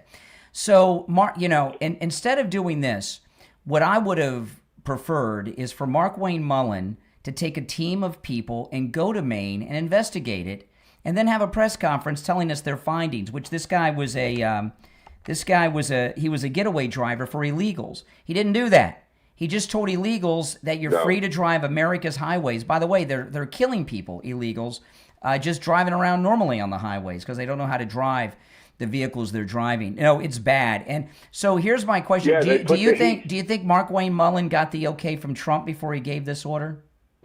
No freaking way. He might have, though. President Trump is a thinkable person. He might have said, "Hey, we need this seat," but not for nothing. That's not what I'm looking. I don't see it. I doubt it. I go with you. I agree with this. I don't see that Trump's DNA, but I got to tell you, to me, can't take the heat that's come upon him. Can't take the heat. That's right. All right, Richie, I gotta move on. But I do appreciate the call. All right, you take care. I've lost track of the order in which everyone's called in, guys, so my apologies. You're on the air. What's your name? Where are you calling from? Yo, Sean, Westlake Worth. What's up, Brian? All right, Sean. Yo, so why are we being okay with rhinos, though? That's what I don't understand. I get it. I understand from a perspective, like a strategical perspective, but we need Collins out of there too. That's why we're not having deportation. No. You need we need to put a real conservative. Well, there's no real. President Trump lost up there. You can't get a real conservative in there. Okay, so Susan Collins does us a great service because she counts as a Republican, even though she's a rhino fake one, right? She's a Democrat. Yeah. Right, so right. we need the Republican count right now. It's too close. So no, we need her over some Democrat socialist commie. All right, and I am sure you agree with me on that, right? No, hold on a second. And I'm sure you agree with me on that, right? Westlake Worth.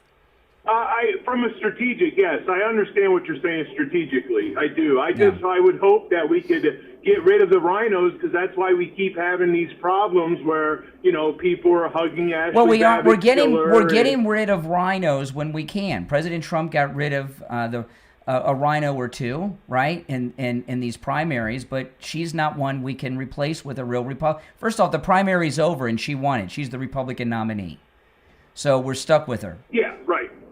No, I get it. I'm saying ultimately we should get the rhinos out because that's why we come back to we always have rhinos. But anyway, thanks a lot, man. Have a good one. All right, take care. You're on the air. What's your name? Where are you calling from? You're on the air. Once, twice. This is Richard from Pompano. Hey, Richard in Pompano. Okay. What's up?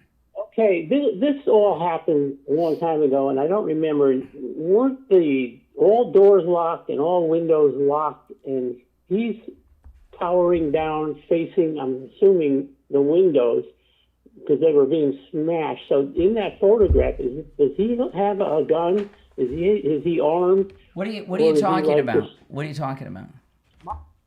January 6th. No, we're not talking about January 6th. We're not talking about January 6th. We're not talking about January 6th, Richard.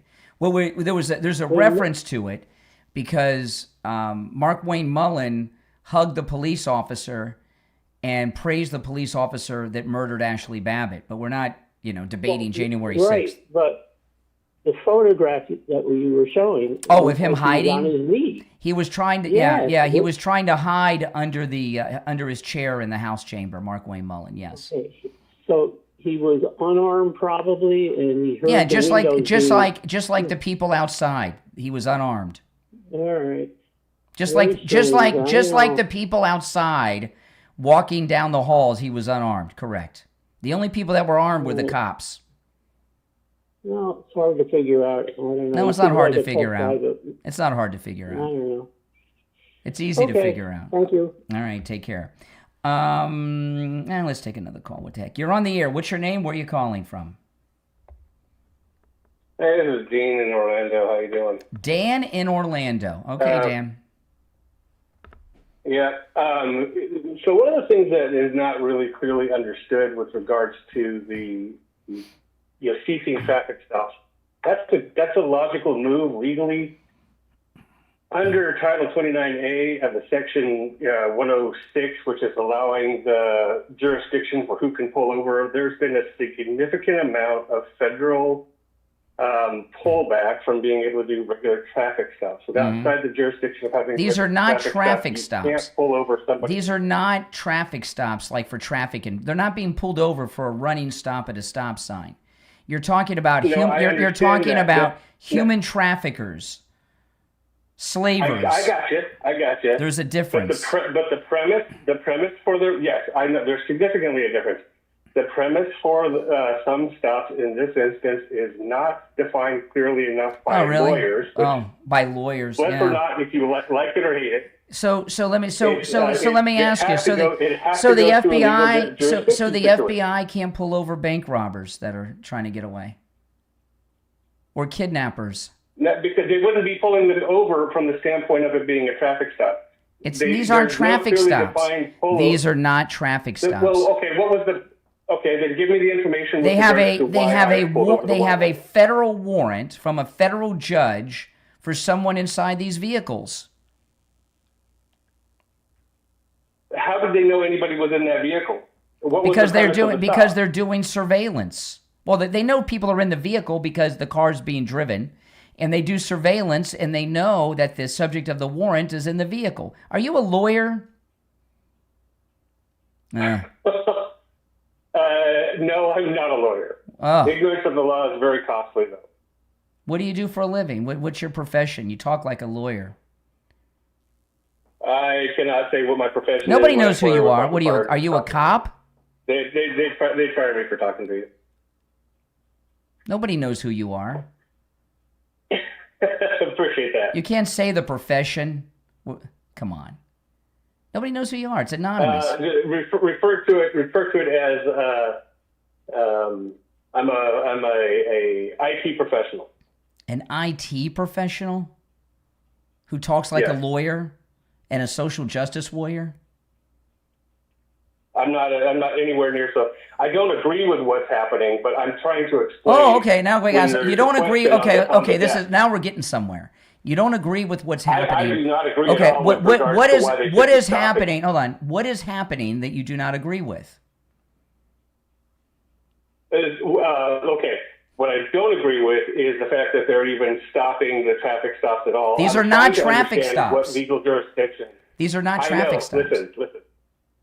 I'm trying to understand a mindset of people who are not rational. Okay, well, okay, you came to the right place to understand, and you'll understand how rational this is. Okay, we have a lot it's not. Yes, listen to this. With both of these incidents, Houston and Maine, okay, what happens is this. Yep. They have a subject where they have a warrant, one individual. Okay, that is the main target. They do it when you're these are people that are part of an organized criminal operation, maybe even terrorist if they're MS-13 or something, right?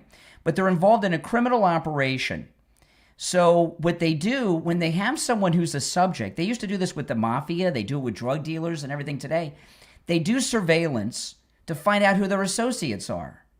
And what they found out in both Maine and in Houston, in both of these incidents, that there's one guy who's the driver, and they go around and they pick up a bunch of other illegals. And then they head off to do whatever they do, okay? Whether it's managing an illegal work site or a brothel or whatever, okay? And when they have them all together, they go in for the arrest. And in these two incidents, the liberals' precious illegals, they try to escape with the car, and then when they can't escape, they try to kill the federal agents by running them over with the vehicle. That's what's going on. You're not stupid. You know exactly what's going on. You just got a bleeding heart for the illegals. I do understand what's happening. With regards to the situation in Maine, it is not clear from the. Yes, it is. I'm not going to say motivation. I'm going to say information that allowed them to act. If you look at the photo, there's an eyewitness. I played it yesterday. I'll pull it up after the break, okay? And you can keep listening and you'll hear it. But we got an eyewitness who told us what happened. And if you look at the photos that they've released of the vehicle, the bullet holes, there's 3 of them, are dead center, head on in the windshield where the driver was, which shows that the ICE agent was in front of the vehicle when he fired. And we have an eyewitness. There's no doubt about that. And there's an eyewitness that said that the driver refused the commands of the ICE agent. Listen, I'm late for a break. True. I got to run, but you call again sometime. You're a good caller. Okay, we welcome people who disagree. Great, thanks. Okay, but I'm more than 5 minutes late for the break. We'll be back. Yeah, let me pull up that video. I played it yesterday. If you're on hold, stand by. Let me pull this up. I'll play it for you guys during the break, but I'll also play it on the air. I played it on the show yesterday. No, I got it. It was a young guy.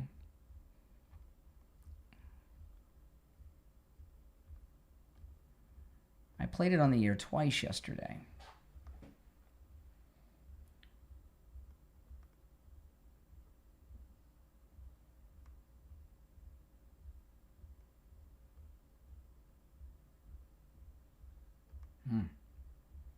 Now maybe they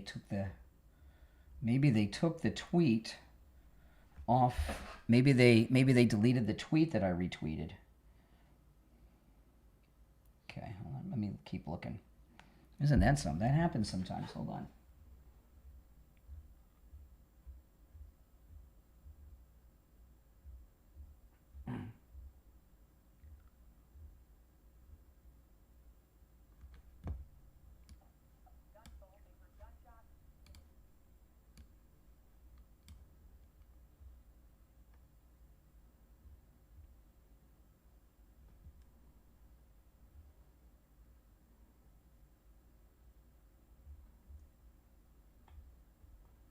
I think they deleted the tweet. I played it on the show twice yesterday. It was a young white kid. Maybe there's another copy of it somewhere. I'll look.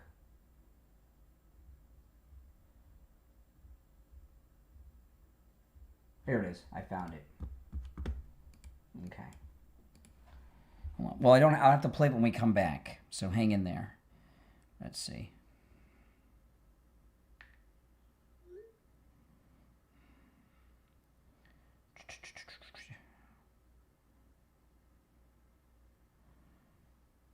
Okay, we got about 90 seconds till we're back. And when we're back, I'm going to play the witness. I just found it, thankfully so, in the main shooting. This is the witness in the main shooting, all right?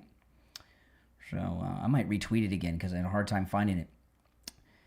You know, the last guy, no, I very much enjoy people that are, but he knows more than he lets on. I don't believe he's an IT professional. We got about a minute and we'll be back. He's got something else he's hiding. I don't know what it is. It's okay. You don't have to give out your identity. But, sometimes why do I ask people what they do for a living and things like, you learn a lot about where someone's coming from if you know a little bit about it. That's why I ask. All right, 1 minute, less than a minute actually, and we'll be back. Yep, 888-465-2631. 888-465-2631. Call us on hold. Stand by. Okay. Oh, and by the way, those of you that are Patreon supporters, I'm going to do a live stream later today to talk about something that happened during the show that I don't think anybody noticed. But something has happened. I'll talk about it on a Patreon live stream today. I'm not going to hint to what it is. So if you're a Patreon supporter, you'll get to see it. All right, 15 seconds. But something happened during the show that I don't think anybody noticed. But I noticed.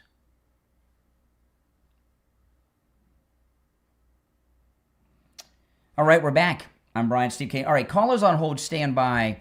I want to play this clip. This is, I had a little difficult time finding this during the break, but this is for that last caller. This is an eyewitness, a young man, an eyewitness to the main ICE-involved shooting, okay? This is an eyewitness describing what he saw. I would say 7:15. I was driving through the intersection at Hill Street and Pool Street, and as I was approaching, you could see flashing blue lights, and then as I got closer, they were unmarked, so I assumed they were ICE, and then you could see them with their green vests and stuff, and it said police, ICE, and so as I actually was going through the intersection, I heard yelling. So I know I'm supposed to be paying attention, but I heard yelling off to my, so I looked and I was watching, and the ICE agent was yelling and drew his weapon, and he kept yelling and warning the person driving, which is when the car was put into drive and was trying to hit the ICE officer. Hear that? And he fired, I would say, probably 4 shots at him. And then by that time, I was also through, the intersection, so I just heard the popping, but I did see him draw his gun at the windshield. And then the car, you could see the car in the back, like rolling down the street afterwards. Okay, that's the eyewitness. That the officer gave him the command to stop, and the car tried to run over the ICE officer, and then the officer fired. Eyewitness account right there. You're on the air. What's your name? Where are you calling from? I am Victor from Silver Spring, Maryland. Hey, what's up? The White House has a comment line, which I call 2 or 3 times a day. We don't give out numbers, Victor. No, not giving out numbers. You don't? No. We don't give out numbers. You're on the air. What's your name? No, come on. You're on the air. What's your name? Where are you calling from? Good morning, Conservative Doug. Yeah, I heard some strange noises in the background. What are you doing?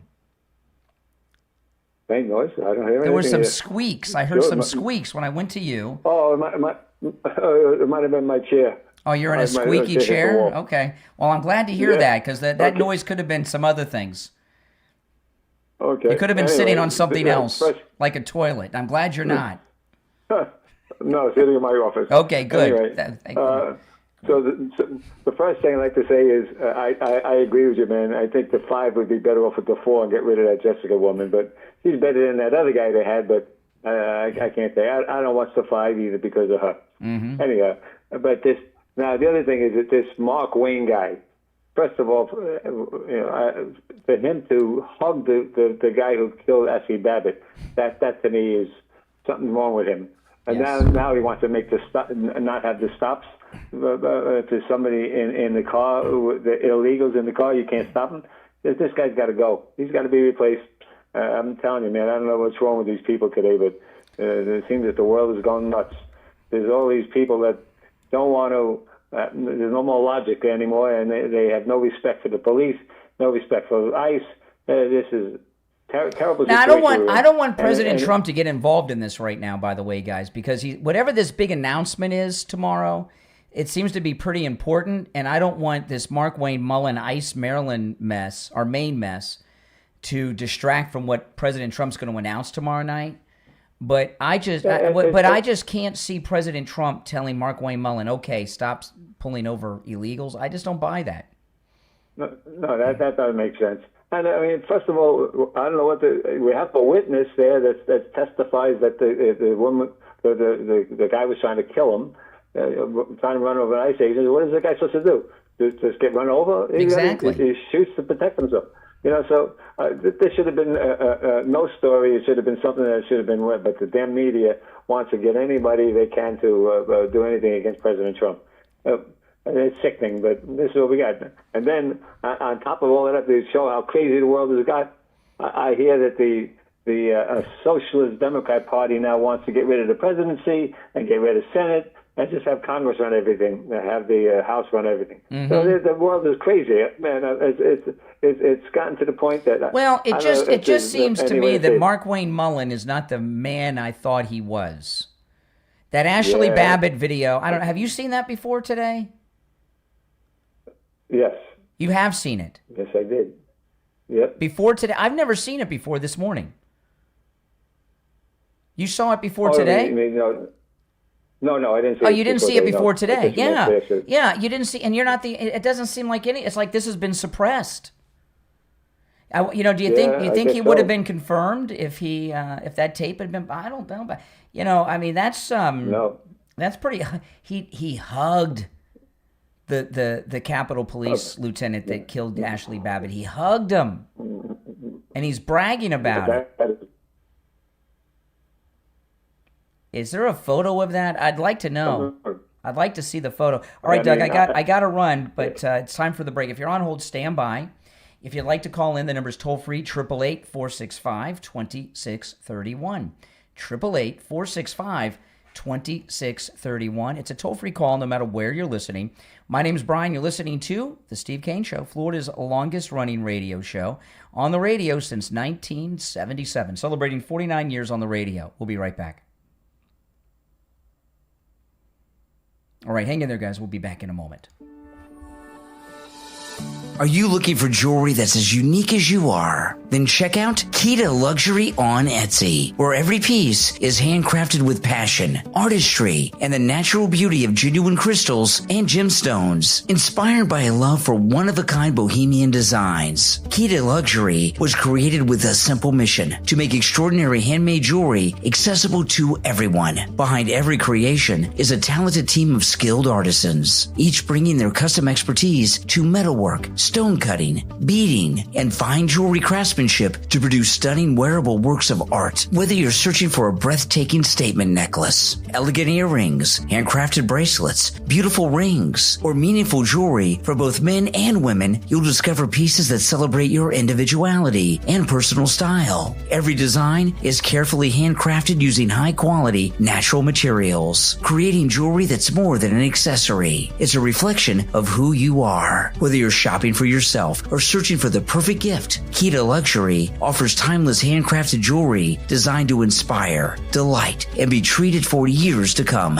These healing crystals are some of the best healing jewelry on Etsy. Visit KeetaLuxury.etsy.com. That's KEETA luxury.etsy.com. KeetaLuxury.etsy.com. Handcrafted jewelry that tells your story. KeetaLuxury.etsy.com.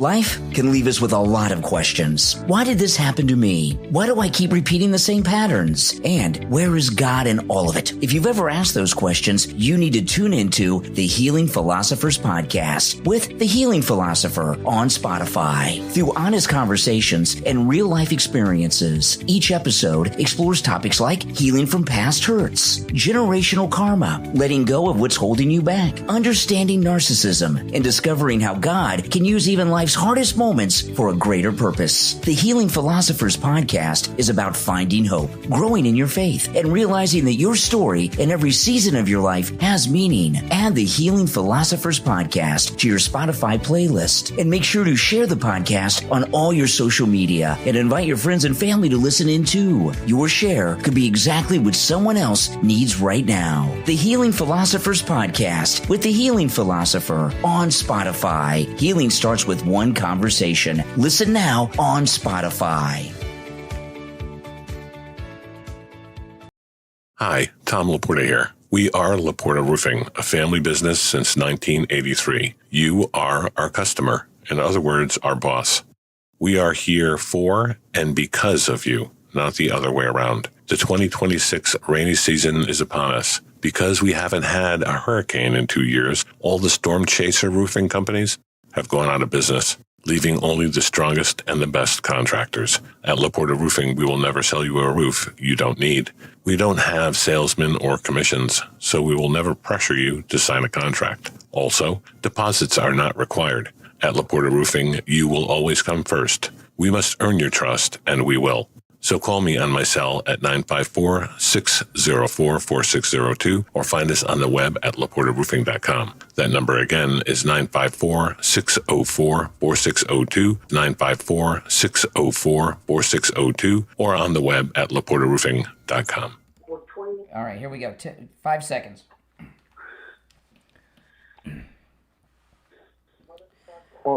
All right, and it's time to check in with Attorney Barry Siegel from the Siegel Law Group. Attorney Barry Siegel, good morning. Good morning. How are you today? I'm doing well. What do you have for us this morning? Well, just wanted to expand on something I spoke about yesterday. I had mentioned that there was a case that came in where family was unable to find their the most recent estate plan of the parent who recently passed away. And unfortunately, this was a case where the children were still college age, and they unexpectedly lost their one of their parents, and now they are having to deal with this on their own. And now that without having the proper estate plan, without being able to find it, but that's also equivalent to if somebody does not even have one at all, now they could end up having to deal with the process of probate and the whole mess and getting attorneys involved and all. And it's something you don't want to leave that mess behind for anyone, any children, but let alone very young adults who haven't been through this kind of thing. They're dealing with a loss of a parent. Now they have to deal with all this all these legal issues, and they have to deal with the courts and everything else. And that's why it's just so important to make sure that you set things up properly and make sure that you don't leave that mess behind for your loved ones, so they don't have to go to court, don't have to go to probate, don't have to deal with all this. Mm-hmm. Let's make things easy for our loved ones, and let's set things up now, because you don't know, you know how sometimes you go to the doctor and you hear the stories that the doctor says you have 30 days, 90 days, God forbid. Oh. Well, God forbid any of us hear that, whether we hear that that or we in the next 90 days we, God forbid, lose our capacity. We think these things aren't going to happen to us, and hopefully this doesn't happen to anyone any of us know. But these things do happen, and we just need to be prepared. And that's what our firm does, is help people get prepared for these possible situations that do occur, unfortunately. Yeah. I mean, look what happened to Lindsey Graham over the weekend. He's traveling to Europe, and then he's back, and then he's dead. I mean, totally unexpected. These things happen. And don't forget, for the month of July, Attorney Barry Siegel at the Siegel Law Group is offering an incredible $1,000 discount off of their services. So when you call to make your no-charge in-office appointment, make sure you mention that in the call so they know, because this is just for our listeners. The number's toll-free, 855-FLA-3782. 855-FLA-3782, and online, SiegelLawGroup.com. All right, Attorney Barry Siegel, we'll talk later this week. Terrific. Thank you. All right, take care. All right, if you're on hold, stand by. I saw this story, and, you got to be so careful today with news stories, especially with all this AI stuff. You never know if something's real or is it AI these days. And I first heard this story, I'm like, there's just no way this is true. And I went and looked it up and found a local news story out of Sacramento, California. And let me play this. This explains itself, but this is the world of Democrat socialism, communism. Listen to this. All right, this is KCRA Television out of Sacramento, California. Before you roll out your bins. The bins are the garbage cans on the curb. Just know your garbage, mixed recycling, and organic waste containers could be inspected. Yeah, we won't be touching any of the contents, just giving a visual. The city of Sacramento will have crews checking containers across the city to track if residents are sorting properly. We conducted the same reviews last June, and we found high contamination levels of, issues like plastic bags in the recycling, garbage in the organics. Jessa David says it's to be in compliance with SB 1383, a state law that requires local jurisdictions to make efforts to reduce methane emissions, specifically caused by organic waste ending up in landfills. But residents won't face any fines, just feedback. Any container that we touch will either give a great job tag or a let's sort this out tag, but either way we want to provide education and make sure everyone knows the resources that they have available to sort their waste correctly. And if you sort their waste correctly. You think it's a waste of time? Not sorting properly not only hurts the environment, but could even waste your tax dollars. Okay. This is nuts. When you sort your waste incorrectly, it does cost us more to dispose of it. Now, there's a lot of households here in the capital city. The city says it has over 135,000 customers. Of that, 4,800 will be a part of this inspection. It'll last from now until September. Wow. So in California, and this isn't new, they've been doing this for at least a year. They have garbage inspectors who come to your street and look through your garbage cans to make sure that you are separating your garbage properly. Now, I have 4 recycling bins. They come in different colors, blue and yellow, right? Yellow is for like cardboard, and blue is for like plastic, like water bottles and such. We don't recycle. I live in a recycle-free home, but we have all these recycle bins.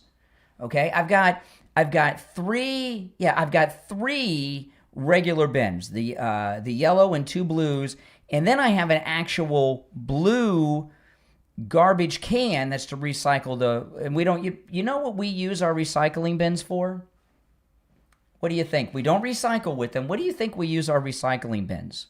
You know, the ones that got the 2 handles on the side you can walk around with? We don't. I'm in a recycle-free home. What do you think we use? Think about. I'm not going to take calls on this, okay? This isn't the Kaufman show. We're not desperate. But just think about it for a second. So you know those recycle bins, the ones that have the 2 handles, you can pick them up? Okay, I got 3 of those in the trash can. What do you think I use the recycle bins for that you can pick up? Like with the 2 handles on the side. You know what we use them for? Laundry baskets. Thank you very much. Yes, they make great laundry baskets. They're just like laundry baskets, you know, except they're not open on the side. They're solid. Yeah, we use them for laundry baskets. Thank you for the laundry baskets. Yeah, they're great. Yeah. And I personally have believed it's true. Oh, and the one that looks like a garbage can, like that, I use that for garbage in the garage. So I don't believe that they do the recycling. I think that goes into the same place when they take it to the landfill. All that, maybe not every time, but a lot of the times. I think that's what it is. But you know, this is what's crazy, okay? In California, they think it's completely normal to have state and city workers go through your garbage can to make sure that you're separating your garbage properly. Now, I don't know how it works in your neighborhood. We have bulk in my neighborhood every week, which is really nice, right? Because I don't like clutter, and I throw stuff away all the time. But do you guys have that? You know, and I don't know how it works in your neighborhood. But what happens in my neighborhood, particularly on the bulk days, is people drive through the neighborhood doing salvage operations to see what they can find. And they go through your garbage. And you know what they do sometimes that really ticks me off? Is they go through. I understand if you throw something out on, you know, like I got a new TV. I have an old TV in the garage, and before I can put it out for the bulk, I got to take the computer. I got to open up the back and take out the computer board because it's got my passwords for the different apps I have on the TV. I can't put that out there. Whoever gets the TV, they'll have all my passwords and everything. So I got to open up the back of the flat screen and take out the computer motherboard, and I just haven't gotten around to it yet. But I understand if somebody goes around and there's an old refrigerator or something that they take that. But they actually, on bulk days, they go through the garbage cans sometimes. And sometimes they rearrange the garbage cans. They take stuff out and put it into another. So if I'm in California and they come by and they look and they find out that, oh, wait a minute, someone threw a paint can in the garbage. Ooh, can't do that. Am I in trouble? Am I getting a ticket? You know, I mean, this is the world. This is the world of Democrat socialism, communism, and it may seem like a minor thing, going through your garbage on the street to make sure that you sorted your garbage correctly. I thought Democrats were all about privacy at home. Remember with all the gay rights? Don't worry about what we do in our bedroom, in the privacy of our bedrooms. Now they're going through your garbage. And you can tell a lot by someone's garbage, right? Depending on what's in the garbage. So this is, so if the government, so they have the government going through your garbage in California. What else are they going through? You're on the air. What's your name? Where are you calling from? Adam from New York. Hey, New York. What's up? Hey, when Trump appointed McMillan, I called you up the next day and told you there was a video surfaced, him justifying the shooting death of Ashley Babbitt. And you told me that I was nuts, I was crazy, I was a liberal Democrat. Okay. Are you ready? Are you ready? Can I have an apology? Are you ready? Get your recording device ready. You ready? You were right and I was wrong. I don't remember the call. I don't remember the call, but you were right and I was wrong. Brian, I try to respect you. I like you. I like your radio program, but okay, thank you. Okay. Yes. Wait a minute. You didn't. What did you think I was going to say? You're still there. I still hear you. He's not. Well, no. You seem to be taken aback. I said you're right. I was wrong. That you seemed surprised by that reaction. What did you think I was going to say? How did you think I was going to react? Okay, that's all. No. How did you think I would react? You weren't expecting that. You obviously you didn't expect the response you got, right? It didn't sound like you were ready for it. Who's the one that seems upset? No. You're speechless. When I responded, you didn't have anything to say. You were like, I mean, what are you surprised that I would man up? Okay, thank you. You have a good day now. See, he doesn't know what to say. I guess it's very unusual for guys to man up these days. Now, I'll tell you, oh man, it's some hot days these days, isn't it? Heat index over 100 each and every day.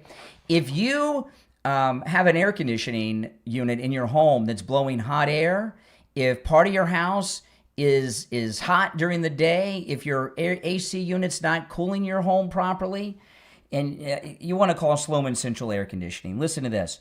You can get a brand new high-efficiency 5-ton 18-SEER system that uses R454B refrigerant for just $59.99 with zero down, zero payments, and zero interest for 18 months. Wow. Also comes with a 5-year bumper-to-bumper service plan, which includes annual system maintenance, filter replacement, and refrigerant, so there's no annual maintenance cost.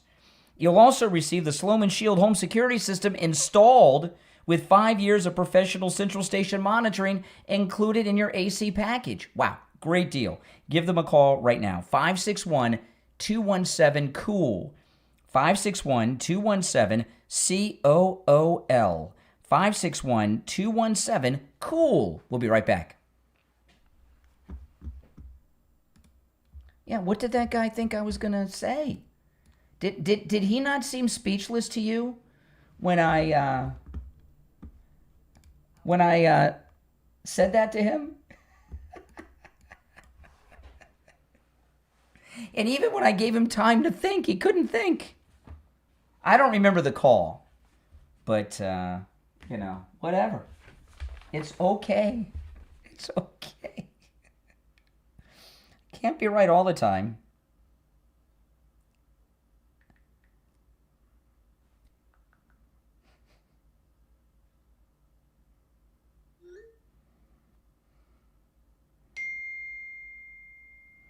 Okay, hang in there. Okay, we'll be back in a couple minutes. We're in radio break now. If you're on hold, stand by. I got a couple more things I want to bring up before the top of the hour. If you'd like to call in, the number's toll-free and pinned in the live chat, 888-465-2631, 888-465-2631. The way he reacted, he didn't know what to say to me when I said, you were right, I was wrong. I mean,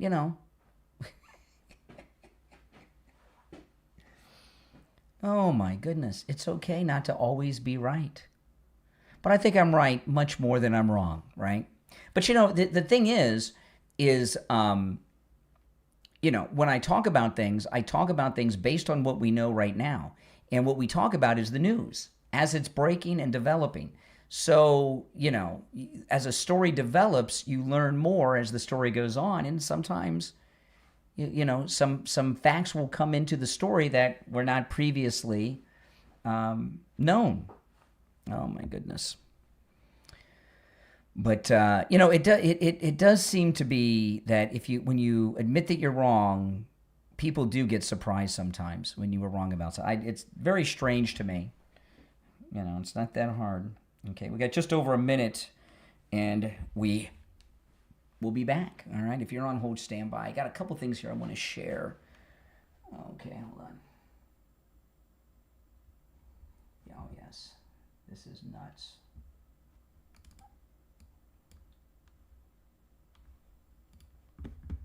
Okay. Have any of you, we'll be back in less than a minute. Have any of you heard of Summer Lee? Summer Lee, Democrat Congresswoman. I'm going to play this clip of her when we get back. Summer Lee. Summer Lee. That's Summer Lee right there. Have any of you ever heard of her? She lives on another planet. She's like in a parallel universe, an alt reality. All right, about 25 seconds, and we'll be back. By the way, guys, please like the video. If you've not already done it, please like the video. When you like the video, it gets the video recommended to people who have not yet found the channel. Liking the video helps so much, guys, so please do that. Stand by.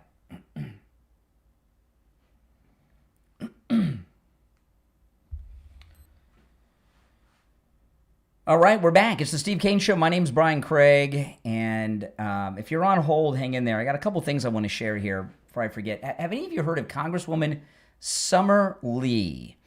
She is a black member of the House of Representatives, and her being black is relevant to what she talks about here.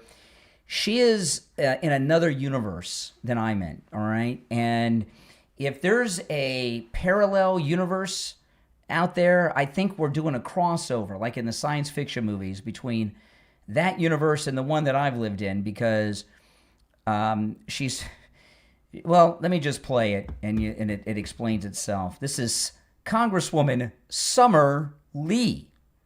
Summer Lee, that sounds like a stripper name, doesn't it? Summer Lee in Katanji.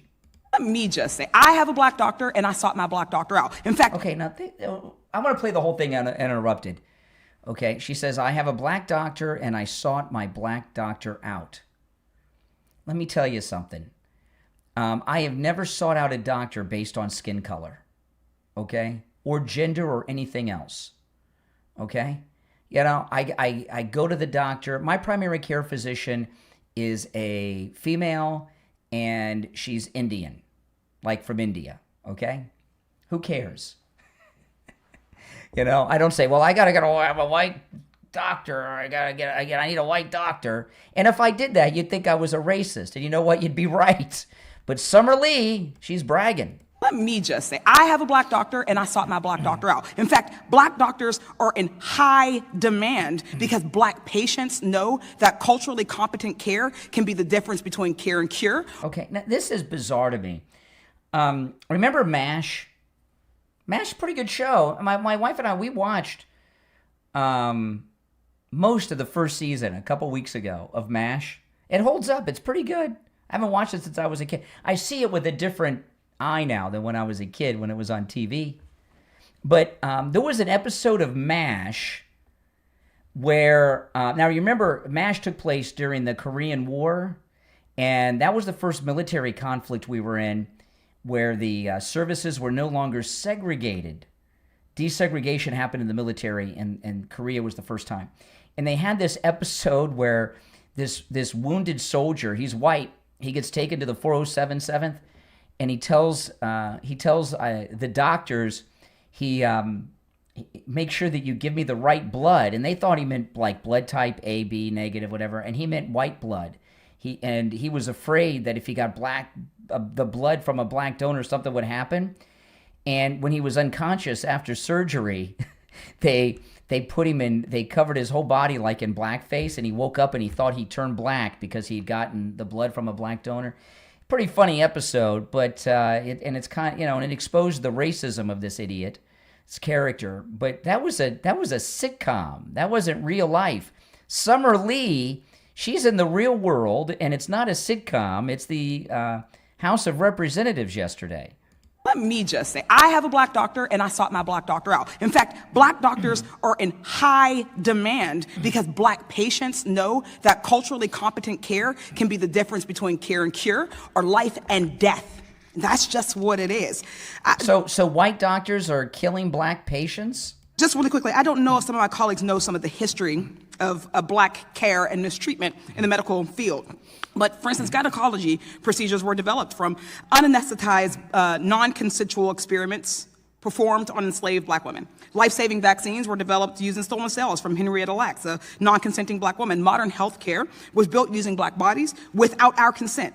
And when there is even the mere suggestion that we should invest in cures for diseases disproportionately affecting black people or that there aren't enough black doctors, Republicans cry DEI and say it's unfair. They say we should only rely on so-called objective standards for medical competence. But objective according to who? You cannot standardize test your way into empathy or taking people's pain seriously or cultural competency. MCAT scores don't translate to better care for black people automatically. She wants a doctor that has a low MCAT score? Not me. I want the top of the class, baby, all right? Having all white male doctors is just as bad for the medical profession as having all white male congressmen is to our government. Oh my goodness. I've never heard about these black medical experiments on slaves before, did you? But, hey, Democrats, this is a sick, racist, segregationist woman, isn't she? She is a psycho, a racist, and a real sicko. It's pretty bad. You're on the air, and a racist. Did I say that already? You're on the air. What's your name? Where are you calling from? Carlos, Port St. Lucie, Florida. Hey, Carlos. Hey, can I make a quick prediction? Hold on. It's on the lines. Okay. Yeah. Well, hold on. Yes, make your quick prediction. In 2 months, the war in Iran will be over. They're going to have to fight it in 3 fronts. That's why he had a meeting with Iraq and Turkey. They're going to attack them from the north, and we're going to supply them with air support. They're going to be too devastated. They're going to fold like a. It sounds like that. It's kind of. I hadn't really thought about it that way. Yeah, Iraq is on one border, Turkey's on the other border. He met with both of them in the last week. You're absolutely correct. He's got them boxed in, and we have the United States Navy on the Persian Gulf. And we got the satellites. If they start mounting like an assault with tanks or whatever, we just blow them from the air because they have no defense. Are you a veteran? Because you talk like General Kane. You sound like a military. I'm a New Yorker just like Trump. And I was a Democrat at one time, became a Republican. Did you ever play? Remember that board game Risk? Did you ever play Risk? The board game Risk? No, I never did. But I played Battleship. Battleship. Okay, Battleship. All right. Okay. 3 fronts. No, you're smart. You're smart. Thank you. Have a great day. All right, take care. Yeah, I think he's right. I hadn't really thought about it too much, but it makes sense. You're on the air. We have smart people in the audience. You're on the air. What's your name? Where are you calling from? Good morning, Brian. Jeff. Yeah, Jeff, go ahead. She was talking so fast before you could understand what she was trying to say. It sounded like gibberish. As Freedom Soup said it best, she's delusional. Have you ever seen, I understood everything. Have you ever seen the movie Airplane? Yes. Funniest movie ever made. Barbara Billingsley from Leave It to Beaver. Remember? Excuse me, miss. I speak jive, and she translated for the 2 black guys. Remember that? Oh, yeah. I remember that. I speak jive. I understood every word. She said white doctors kill black people. She said she's a segregationist. She only wants to have a black doctor taking care of her and her family, and she wants the doctor that scored the lowest on the MCAT, which is the SAT of medical school. So I understood all of it. And it's pretty sick, twisted, and racist. Very racist. And all I care is the doctor experienced. they can have all the degrees coming out of school, but not have experience yet. I'd rather have the one that has the experience working for 10 years. That's you know right. what I mean? Yes. Experience is everything, especially in the healthcare. Mm-hmm. Yeah, it's pretty crazy, isn't it? I know. And she doesn't even That know was that makes bizarre. her, she doesn't even know that makes her racist. You know, I tell this to people a lot. Racists don't know they're racist. They just think they see reality. They don't realize, they don't say I'm a racist. They think they see the world clearly. Like Hunter when he's high on drugs, on crack. He thinks he's not high. He just sees the world as it really is. All right, Jeff, I got to run for the top of the hour. I appreciate the call. It's 8 o'clock, back right after this. Oh, my goodness. Yeah, and then here's a friend of hers. Listen to this. This was another woman on the speaking after her yesterday.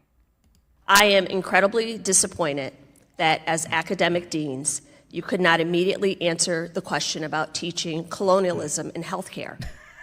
Teaching colonialism directly addresses the systemic roots of healthcare inequities. It exposes how historic power structures dictate who receives quality care. It's important for future doctors to have that education to recognize how that historic legacy promotes biases and negatively impairs outcomes. That's why you teach colonialism in healthcare.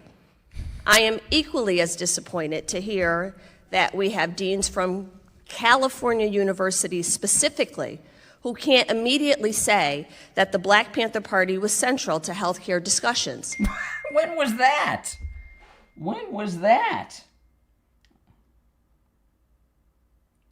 I don't know why I'm hearing the beeps, because I hit do not disturb on my phone. Okay, do it again. Okay, all right. Okay, we'll be back in 2 minutes, guys. I'm going to take a quick break here, and I'll be right back. Are you retired and wondering what comes next? Your experience still has value. Your passions, hobbies, knowledge, and skills could become the foundation of a profitable online business. At retirementprogram.org, you'll discover a practical internet marketing strategy designed to help everyday people just like you create additional income from what they already know. With retirementprogram.org, you'll learn how to build your very first website, even with no programming experience. Discover the basics of getting your website found on Google.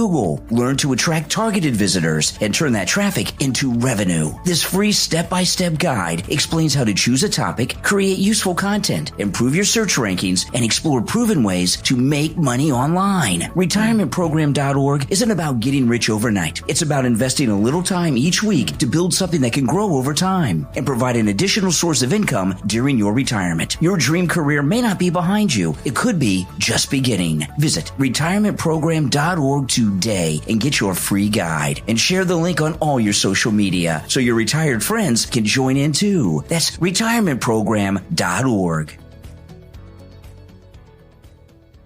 All right, we'll be back in less than a minute, guys. Oh my goodness. I'm going to play that second clip for the radio audience. Awesome. Well, thank you so much, Brian. Appreciate that. Appreciate that. We got about 40 seconds and we'll be back. If you're on hold, stand by. If you'd like to call in, the number's 888-465-2631. It's pinned in the live chat, 888-465-2631. And if you've not done so already, please like the video. Okay, now this one here, I played this during the break, but I want to play it to the radio. Her name is, I don't know where she's from, Congresswoman Jahana Hayes. All right, stand by. Welcome back. The 8 o'clock hour has begun. My name is Brian Craig, and you are listening to Florida's longest-running radio show, The Steve Kane Show. We've been talking about healthcare, and what a great time to talk about life imaging. Oh, man, I tell you, life imaging, they're saving lives every single day through preventative healthcare, right? You go in, you have the heart scan, and you find out what problems you have before you have that heart attack. Look at Lindsey Graham. You know, first question I asked was, when's the last time he had a heart scan, Lindsey Graham? That's right. You know, you schedule so many things yearly, right? I was talking about AC maintenance earlier. in the program. You get your AC checked out by a professional every year. You go in for your annual health checkup. You go in for your annual cleaning with the dentist. But you really need to be going in and getting your annual heart scan at Life Imaging. Life Imaging have locations in Palm Beach and Broward and Dade County, as well as Orlando. Call Life Imaging for your free heart scan now with a few minimum requirements, valued at $699. From your cell phone, call pound 250 and say free heart scan. That's pound 250 and say free heart scan. You'll be connected in seconds. That's pound 250, say free heart scan, and you will be connected in seconds. You're on the air. What's your name? Where are you calling from? Yeah, it's Renee from Harlem. Hey, Renee. What's I up? know the affinity for that racist Carlos who likes to try to challenge my name. I dare that boy to come up to New York and try to say something. I dare him. Come on, Renee. Come on. Sticks and stones. You ever heard that? Yeah, right. All people are talking about black health care. You need to shut up. We're not Because you talking have about no- we're not talking about black health care. I can't remember the last time I had a white doctor, a white American doctor. My wife too. All our doctors. We don't have it. They're all from different countries. Who cares? Who cares? Yeah, right. Yeah. Yeah, okay. The bottom line is you should find your daughter's we go father. to my wife and I. We got a doctor's appointment coming up, I think tomorrow. We're the only ones in the office that speak English. It's in Miami. The doctor speaks Spanish. The office staff speaks Spanish. All the other patients are speaking. Now they're bilingual. They'll speak English with us. But that's it. I mean, that's the way it is. Come on. I took my mother to the doctor a couple weeks ago. The doctor was not a white American person. They had an accent I didn't even recognize. White people don't choose doctors based on skin color. Renee, come on. That's racist. Find your daughter's father and apologize. You talk about you don't listen. You don't talk about people's kids. Come on. Be decent. You do all the time. Are you really? kidding? I talk about your kids? Yeah, I dare you. I said, no, that's not what I said. Do I? Do I? Try. No, I don't. No, I wouldn't. Yep. Not. You know why? Because I'm a gentleman. Tell your And you're boy not. Carlos. Now, I'm going to tell you goodbye. Have you noticed? I haven't talked about this in a while. I've not talked about this in a while. People talk about polls during elections. I'm not a big poll person. I never have been. I talk about them because they're in the news. Okay. Steve's big in the polls. What I look for in polls are trends, but there's something better than a poll, and that's when you feel the pulse of the community, when you feel the pulse of the nation. And that's what we do on this program each and every day, right? And if you've noticed, every liberal that is called today, really, it's been getting worse as we get closer to the election, but every liberal that's called today has been doing things that they're attempting to get me to ban them. And, they can't stop listening themselves. They can't stop calling themselves because, well, this is the greatest radio show that's ever been on the air, if I say so myself. And it's very addictive. The 3-hour show, the show actually goes on longer than that because I start early online. Sometimes I run late. But the 3-hour show, do you know that the average listener listens to the show for 2.5 hours of the 3 hours? That's amazing, especially in the morning when people are getting ready for work and everything. And it's been that way for many, many years, and many listen longer. But the average is 2.5 hours. That's amazing. Because the show's so good.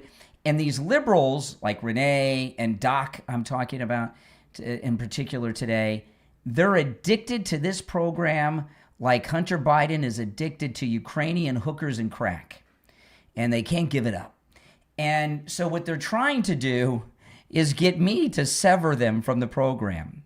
So they both are doing things to try to get me to do it. Now, you just heard Renee from Harlem, but Doc pulled a stunt in the first hour. That was a new one that I haven't heard someone pull before. But when I say that these calls are better than a poll because we're feeling the pulse of the public out there with our calls. We're winning this midterm election. When's the last time you heard, and we're winning it, as the president would say, bigly. When is the last time you heard any Democrat say the party in power loses in the midterms? Haven't heard that in months, right? And these liberal callers, when they call in and they're winning, they're laughing at us. They're making fun of us. They're laughing. But when they're talking like Renee or that stunt that Doc pulled earlier in the program in the first hour, that's when they're losing. And I got a story here I want to share with you about how they're losing, but I wanted to play one more clip. So before the break, I played the Congresswoman Summer, whatever her name is, I forgot. I forgot her last name. But she's an African-American member of Congress. She said she seeks out black doctors. She only goes to black doctors because white doctors kill black patients. This is the same hearing yesterday in the House of Representatives. This is another African-American member of Congress, and she's talking about what should be taught in medical school. I am incredibly disappointed that as academic deans, you could not immediately answer the question about teaching colonialism in healthcare. Teaching colonialism directly addresses the systemic roots of healthcare inequities. It exposes how historic power structures dictate who receives quality care. It's important for future doctors to have that education to recognize how that historic legacy promotes biases and negatively impairs outcomes. That's why you teach colonialism in healthcare. Colonialism. I am equally as disappointed to hear that we have deans from California universities specifically who can't immediately say that the Black Panther Party was central to healthcare discussions. What? Now, I know a lot about the Black Panthers. Steve and I were friends briefly with, he's died, Eldridge Cleaver, who was with the Black Panthers. He's very famous. He's one of the most famous Black Panthers, and he was on the air at the radio station we were at. And, I knew about Eldridge Cleaver because I grew up learning about Eldridge Cleaver. I know a lot about the Black Panthers, not just because of Eldridge, but, I've read a lot about them. His book is called Soul on Ice, by the way, Eldridge Cleaver's book. I wish I'd have got an autographed copy of it. I didn't know he was going to die on me. But anyway, and we knew there was another Black Panther we were friends with as well, Tony Bryant, who when he was in the Black Panthers hijacked a plane from Miami to Havana, and they put him in prison in Cuba. But anyway, I've never heard the Black Panthers. They were involved in healthcare research. What did she say the Black Panthers did? What? The Black Panthers, you know what they used? They killed cops and hijacked planes. I don't know what she's talking about. Negatively impairs outcomes. That's why you teach colonialism in healthcare. I am equally as disappointed to hear that we have deans from California universities specifically who can't immediately say that the Black Panther Party was central to healthcare discussions. Oh my goodness, I've never heard that before. The Black Panthers the old Black Panthers from the 60s were central to healthcare discussions? Really? What did they do about all those cops in California that they shot in that ambush? Did they go give them treatment for the bullet wounds they inflicted upon them? My goodness. That crazy talk. This was Ron DeSantis took this out. He found out that they were teaching this crap in the Florida university system, medical schools, and he got rid of it a few years back. It was in particular, wasn't it the University of Florida that was teaching this, or was it South Florida? It was either the University of South Florida University. The Florida universities were teaching this, and what these racists like this lady here want done is they want doctors brainwashed to think that white people get better health care than black people, so that when people come to the emergency room, they treat black people before white people. I've told you this for years. I do not have health insurance. And people ask me all the time, so what do you do? What do you do? Well, we've got great sponsors here on the program. And if you haven't noticed, a lot of them are doctors. So we've got a great lineup of doctors, okay? But when I go to my primary care physician, I pay out of pocket. What? Yeah, I pay.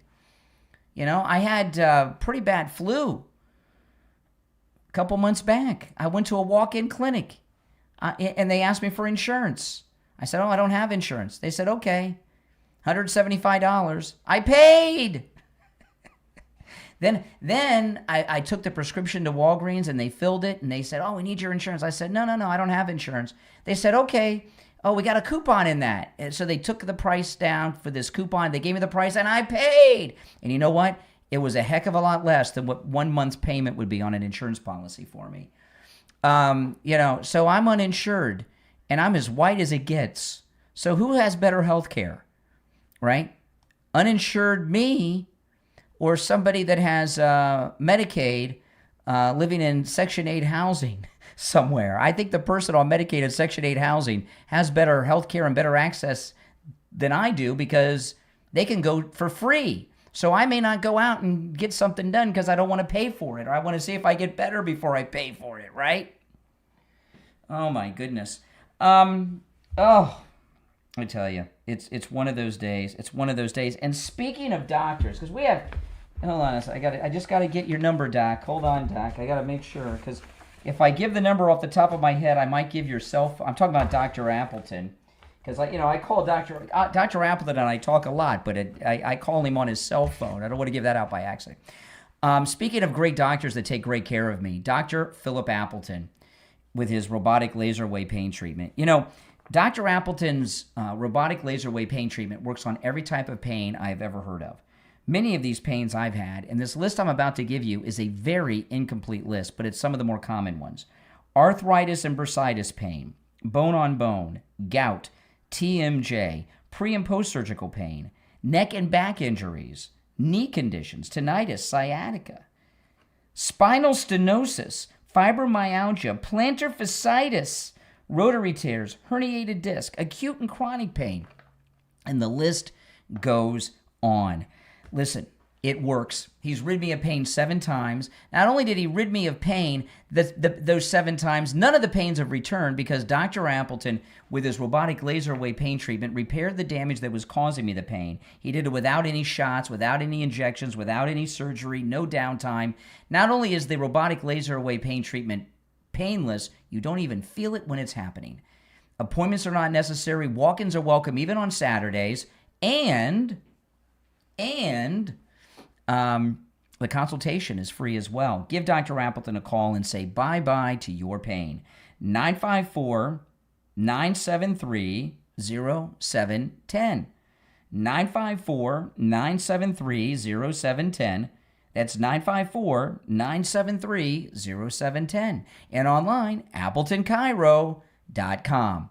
All right, it's the Steve Kane Show. My name is Brian. Call us on hold. Stand by. We'll be right back.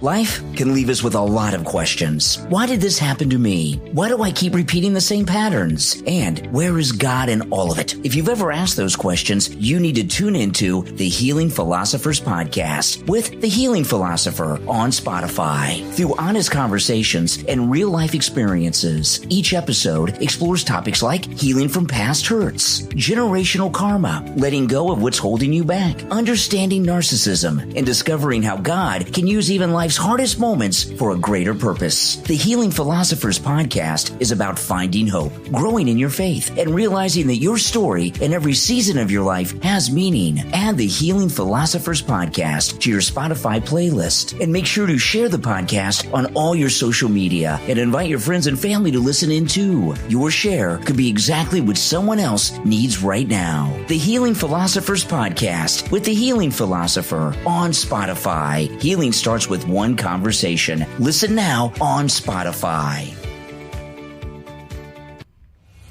Have you ever caught yourself wondering, is this really what life is supposed to be? Work is important. Building a career, providing for your family, and achieving success all matter. But somewhere along the way, many of us become so focused on work that we forget to enjoy the life we're working so hard to build. In the book, I Don't Want to Die Behind My Desk, Stepping Off the Pillar Before You Forget How to Live, available on Amazon, author and knowledge warrior Samuel Colin shares the lessons he's learned from nearly 40 years in emergency services, executive leadership, industrial operations, and his own battle with cancer. This must-read and life-changing book isn't about quitting your job or giving up on success. It's about finding balance again, making time for your family, your faith, your health, and the people and moments that matter most. Whether you're a business owner, executive, first responder, manager, or anyone who's feeling buried under meetings, deadlines, and responsibilities, this book is a reminder that your career should support your life, not become your life. I don't want to die behind. All right, we're coming back earlier than I thought, so I don't have time to finish that. I'll play it in the next break. All right, 10 seconds. Hang in there. Oh, my goodness.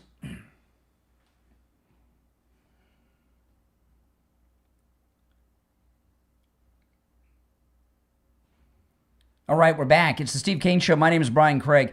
So I was telling you how the liberals that have been calling lately, almost all of them have been inappropriate in some way, shape, form, or another. Not just today. It's been getting worse. And the things they talk about are, insane. Because they're losing. And, I was telling you, asking you earlier, when's the last time you heard anyone say the party in power loses the midterms? Haven't heard that in months because we're winning the midterms. We're winning big time. And there's another thing that I'm not hearing about too much. And that's the price of things going up. When's the last time you hear that's kind of disappeared? Yeah. This is CNN yesterday. David, today's inflation report shows the first 1 month decline in 6 years. Yeah, this is big news, right? 0.4% might not sound like a lot, but this hasn't happened since the pandemic, that we've had a decline in monthly inflation. So we should celebrate that. Now we're So this is CNN. So the inflation, it didn't grow by 0.4%. It's actually negative 0.4%. We are now in a phase this last month of negative inflation. First 1 month decline in 6 years. Yeah, this is big news, right? 0.4% might not sound like a lot, but this hasn't happened since the pandemic, that we've had a decline in monthly inflation. So we should celebrate that. Now we're down to 3.5% annually. That was 4.2% in the previous month. Now, why are prices down? It's because of energy. Remember, when the Strait of Hormuz reopened, energy prices started to fall. Blah, blah, blah. Okay, so they got their resident academic on who's wearing a suit and glasses, and he thinks he's all smart. These economists on television don't know what they're talking about. All the other past presidents, they have these economists that work for them. They don't know what they're talking about. President Trump is an economist. He's a leading economist. He's a billionaire many times over. And President Trump and Scott Bessent and the people around him, the Treasury Secretary, they understand money in ways that you and I can't even comprehend because they're true economists. These academic economists that other presidents bring in, and like this guy with he looks like he's wearing Sally Jesse Raphael's glasses. Are those women's glasses he's wearing? This guy, remember Sally Jesse Raphael with her glasses? See, these economists that CNN brings on or past presidents bring on, they've never worked in the private sector. They have PhDs in economics. They go to college, they go to graduate school, they go and they get their PhD, and they never leave the university, and they call themselves an economist. As opposed to Donald Trump, who makes payrolls all over the world in different countries and for every type of profession you can imagine, right? So these are the people that understand the economy, that are true economists, okay? Not some guy wearing Sally Jesse Raphael's glasses that has a PhD. All right. The higher the level of education, the less they know about the economy. And they're all in arrested development because they've never left the university campus. But things are going so well. Now, we still have to swamp them at the polls. Things are going well. And the president tomorrow night, 9 p.m. Eastern time, is addressing the nation. He says it's big, big, big. He hinted yesterday with Caitlin Collins at the White House that it has to do with the elections. Okay. You know, and there's a lot of speculation that it's involving Fulton County. We don't know yet. There's a lot of guessing, and maybe it'll leak out today. We'll talk about it tomorrow for sure. We don't know. There's speculation on the specifics. We'll certainly know Thursday night, and I'll be talking about it with Steve on Friday morning. But the Democrats are in a panic. They're in a panic now that the word's out on the street that it involves the elections, and it's beyond that. There's a lot of, and I'm not speculating on what it is because we really don't know exactly. So, however, some of the Democrats, because they're in such a panic over this, like the Save America Act, they're creating these things, right? And they're talking about him doing this with the Attorney General and other people with him. And maybe he will. And they're talking about arrest and all of these things. This is Jen Psaki, and she has Senator Ossoff on. He's the Democrat from Georgia, and he's talking about the president's primetime speech tomorrow. He does have the power to try to intimidate people. He's demonstrated his will to abuse power. I expect him to use whatever he puts out there on Thursday as a pretext either for some attempted unconstitutional use of federal power to interfere in the election, or to give his proxies and loyalists in state and local jurisdictions some cover for whatever they might attempt, or to lay the groundwork for challenging the result. And the bottom line is that this is a real and live threat to voting rights in the United States right now, and perhaps the most significant we've faced since the 1960s. Okay. So, in Florida, Governor Ron DeSantis has passed the Florida equivalent of the Save America Act. And I've been voting in Florida. Well, the first presidential election I voted in is when Bill Clinton ran the first time against Bush, and I was a kid. Okay, I didn't know what I was doing. I was a kid. I voted for Ross Perot, which deep state plant. Bill Clinton only got about what did he get? 35% of the vote in 93. I think he might have only gotten in the 92 race. I think he got 35% of the vote, something like that. Bill Clinton, very low because Ross Perot. But anyway. There has not been a time that I have voted, and I have not missed an election since then. That was the first presidential election. I think I might have voted in the midterm. I don't remember. That might have been the first time I voted. I registered when I was in high school, at the school, but I don't know how they do it now. But I have never voted without having to show photo ID here in Florida. Every time I voted, I've had to show photo ID. And they check my signature. They check the signature on my driver's license to on my voter registration. They check it and everything else. They do that. And Ron DeSantis passed a version of the Save America Act here in Florida. He signed it into law. And our driver's licenses in the state of Florida let you know if you're an American citizen or not. Look at it. It's right there at the top over all the information. And it's pretty cool. And if you don't have that on your driver's license, you ain't voting.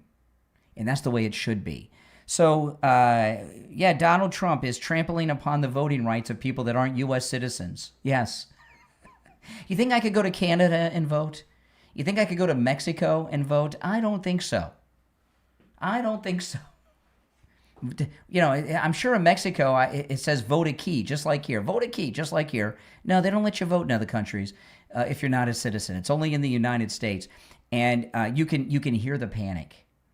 You really can. They're really panicked because the Democrats know that once this, and the uniparty Republicans know too, the rhinos, when the Save America Act is passed, the Democrat Party is done and the uniparty is finished. The Democrat Party, I would say maybe 30 to 40% of the representation in Congress will be voted out when the Save America Act is in place. You know, do you think that's 30, 40%? That may be conservative. That may be maybe even more. And they know it, and that's why they're in a panic. Their whole operation will fall apart. All right, if you're on hold, hang in there. If you'd like to call in, please do. The number's 888-465-2631. We'll take our break for the bottom of the hour and be right back.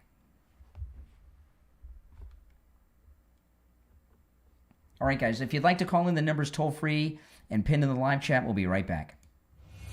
Have you ever caught yourself wondering, is this really what life is supposed to be? Work is important. Building a career, providing for your family, and achieving success all matter. But somewhere along the way, many of us become so focused on work that we forget to enjoy the life we're working so hard to build. In the book, I Don't Want to Die Behind My Desk, Stepping Off the Pillar Before You Forget How to Live, available on Amazon, author and knowledge warrior Samuel Colin shares the lessons he's learned from nearly 40 years in emergency services, executive leadership, industrial operations, and his own battle with cancer. This must-read and life-changing book isn't about quitting your job or giving up on success. It's about finding balance again, making time for your family, your faith, your health, and the people and moments that matter most. Whether you're a business owner, executive, first responder, manager, or anyone who's feeling buried under meetings, deadlines, and responsibilities, this book is a reminder that your career should support your life, not become your life. I Don't Want to Die Behind My Desk from author Samuel Colin is available right now on Amazon in Kindle, paperback, and free with Kindle Unlimited. Before another year slips by, take a minute and look up I Don't Want to Die Behind My Desk by Samuel Colin on Amazon. Order your copy right now.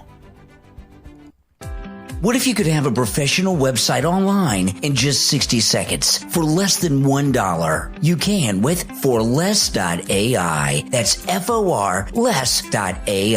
Forless.ai is the fastest and easiest way to build a beautiful website using the power of artificial intelligence. With forless.ai, there's no coding, no designers, and no complicated software. Simply go to forless.ai. Describe your business or idea in plain English. And forless.ai automatically generates a complete, ready-to-publish website in seconds. Whether you're starting a small business, promoting your services, launching a side hustle, or building your personal brand, forless.ai gets you online quickly, affordably, and professionally. Spend less time building and more time growing your business. Build your website in just 60 seconds for less than $1. Visit forless.ai right now. That's FOR-less.ai.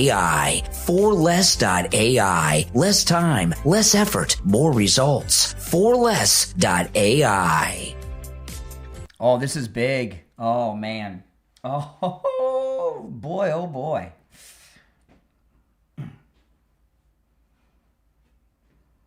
Oh, man. Big news from the President of the United States.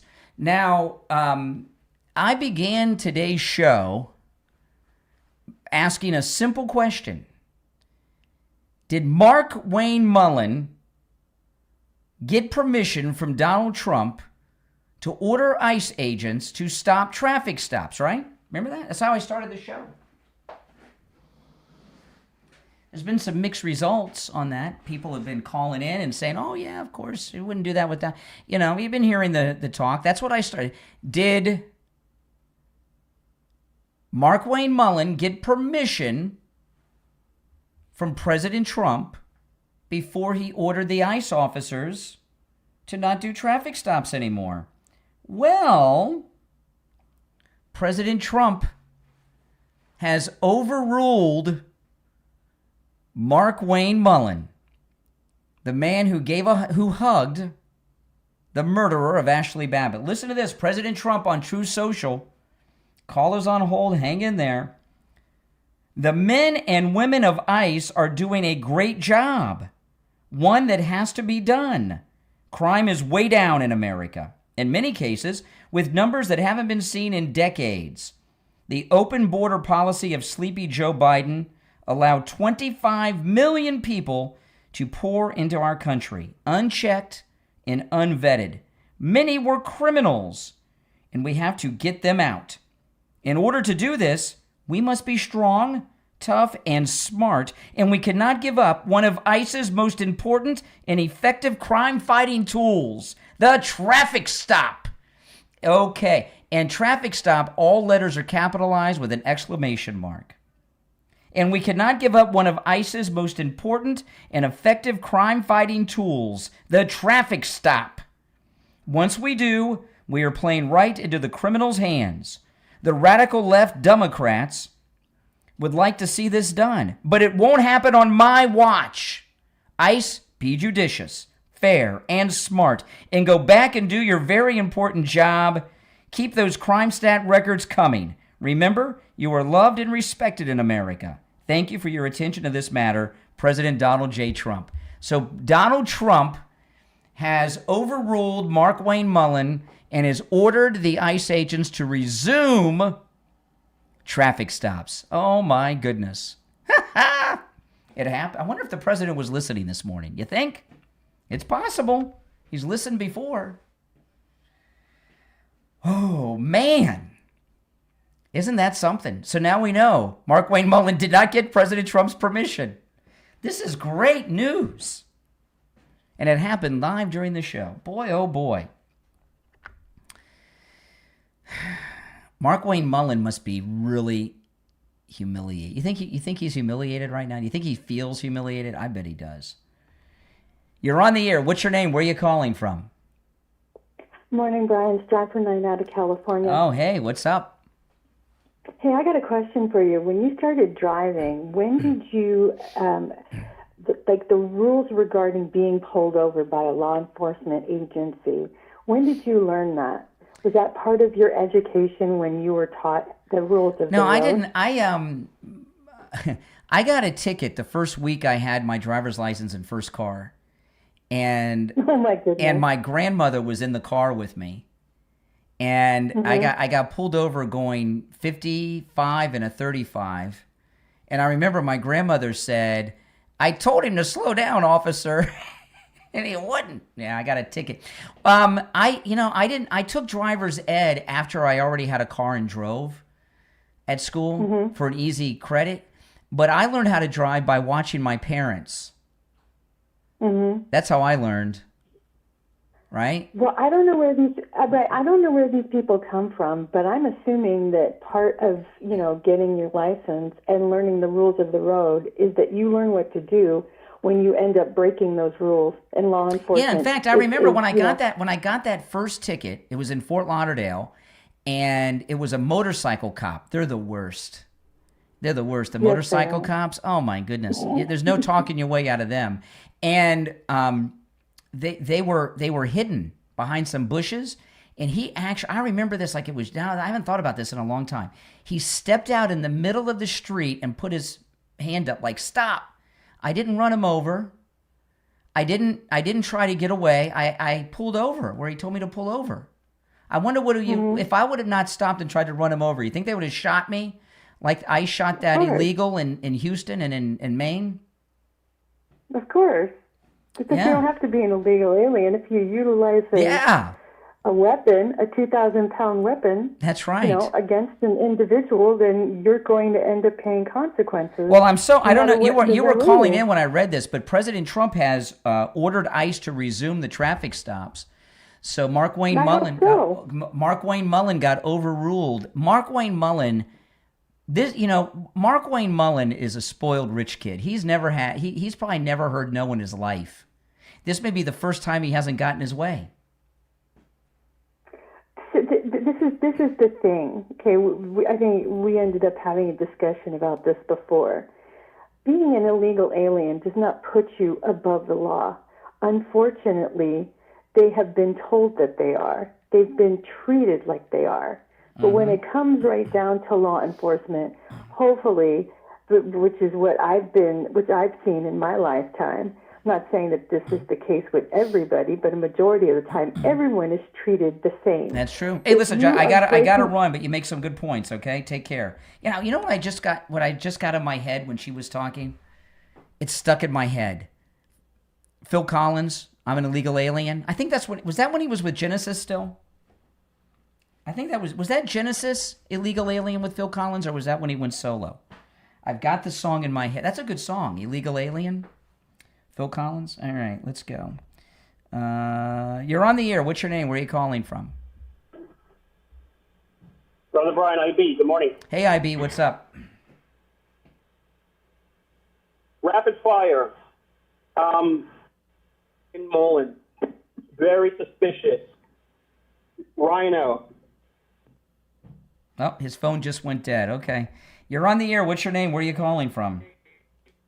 Hey, Brian, it's JJ from Mass. Good morning. Hey, JJ. What's up? Hey, I was looking at this from what it was my understanding that Markwayne Mullin, that he just came out, that he put a temporary pause on routine stops, but that the high priority, the major felon, real bad guy type stops were going to continue. I love the fact that Trump came out and said what he said. He's showing love for ICE. So I don't think Markwayne Mullin. I would assume that they did speak because the person died, but Trump's been really, really busy. So I think Trump. I think he just did it. Puts them in positions. And it kind of happened. But, yeah. It kind of happened. He had the phone call with Susan Collins, and then she immediately went to X and said, "Look what I did." So she may have posted that to X, and that kind of made it happen, right? Well, I think that the perception of the country is that they were going to stop all, it just, in other words, the media will lie, cheat, and steal any which way they can to make Trump look bad. And this looked like a major surrender. But in fact, Markwayne Mullin didn't say no to all traffic stops. He just said the routine stuff while we take a look at what happened. They've hired a lot of new people. Well, the president just ordered ICE to resume the traffic stops. He just he said exactly. He said this. This is the president. This is an order. Yep. In order to do this, we must be strong, tough, and smart. We cannot give up one of ICE's most important and effective crime-fighting tools, the traffic stop. Once we do, we're playing right into the criminal's hands. So the ICE has gotten the orders from the President of the United States. And if anyone interferes with ICE traffic stops, you're interfering with government business. That's an insurrection by your January 6th standards. You're interrupting with government business, social justice warriors. There's no question in my mind that this was from what I've seen, that this was a legal shooting. But I don't think, just because it was a legal shooting, I just want to see. I think death of people, is kind of bad for the cause. It's not. Nobody should enjoy killing anybody. I don't think anybody nobody enjoys. I don't think the ICE agent wanted to shoot the guy, but it was exactly. So what I'm trying to say is that let's kill the car, not the person. I would like to see. I have no problem if someone's. I'm a civilian. If you're a regular street cop, a civilian, anybody, and somebody's trying to run you over with a car, and you've got a weapon, by all means, put them down. But I'd like to see a situation, a tactic where they do something different so they can avoid this. If you put you shoot the radiator, shoot the friggin' hood of the car, you hit the radiator a couple times, that car's only going to go maybe 1 mile, and then you pick the people up and you don't kill anybody, and we don't have to listen to these idiots scream and cry. The media lies about everything. Because like I said, Markwayne Mullin didn't say stop all traffic stopped. I don't know. It was a little vague. Stops. It was a vague. Well, it was exactly. vague. It was and vague. the media played it to their advantage. By the way, I was just looking. Flipping out. I was just looking up "Illegal Alien" by Phil Collins, and it was a Genesis song. Yep. It wasn't solo. And I'm reading. I love that song. And do you remember the video?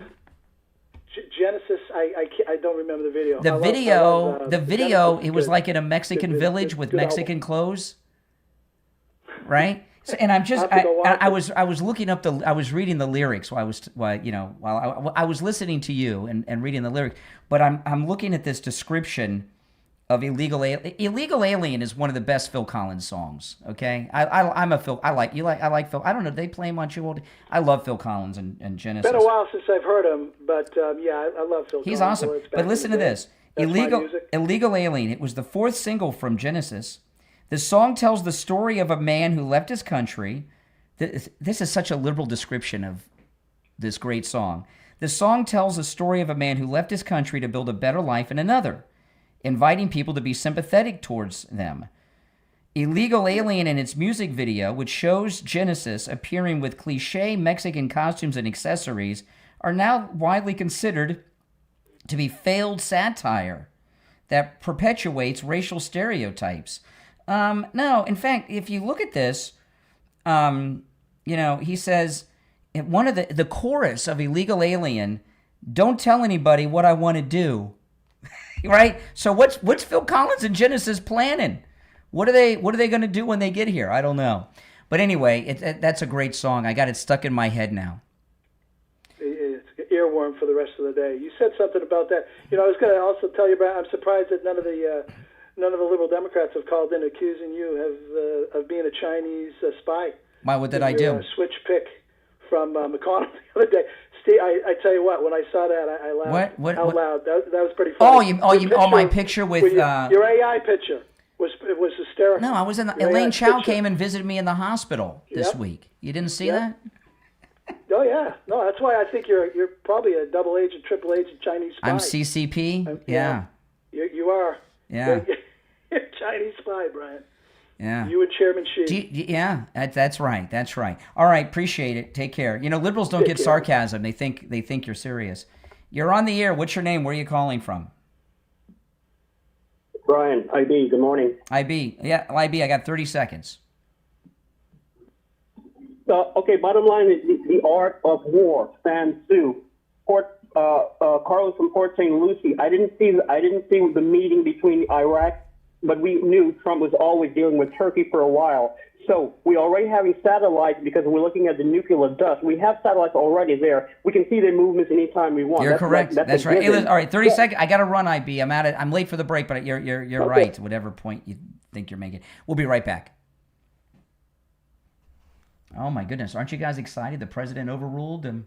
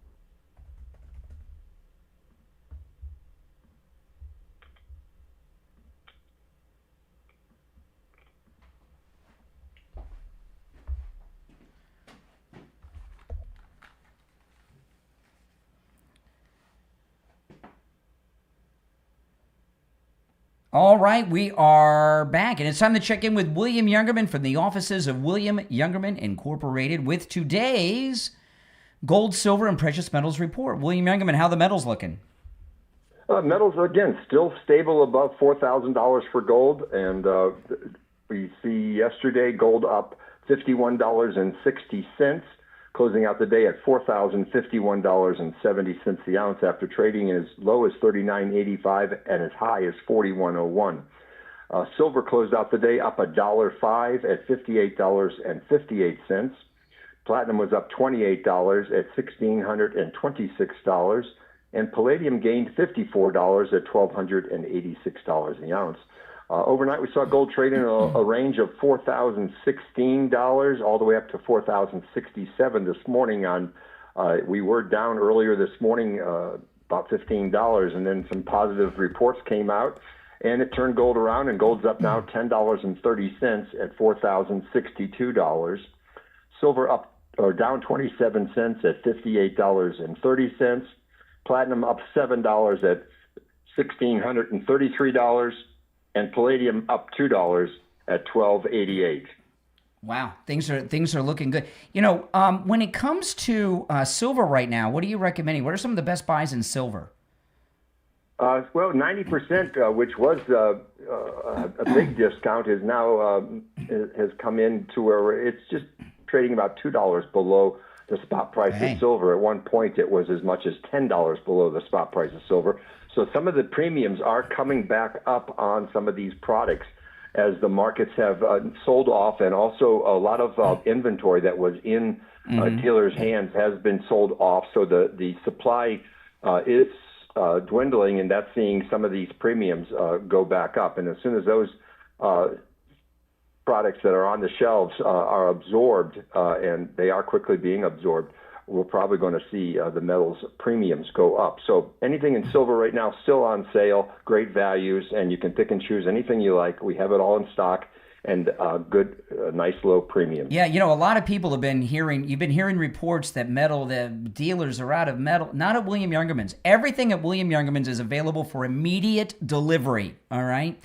So he opens up at 10 a.m. Stop in at 150 East Palmetto Park Road on the first floor of the Bank of America building, just east of US 1 Federal Highway on the south side of Palmetto. Give him a call toll free. Again, he opens up at 10 a.m. 1-800-327-5010. 1-800-327-5010, and find both his address and phone number on his website, williamyoungerman.com. All right, William Youngerman, we'll talk tomorrow.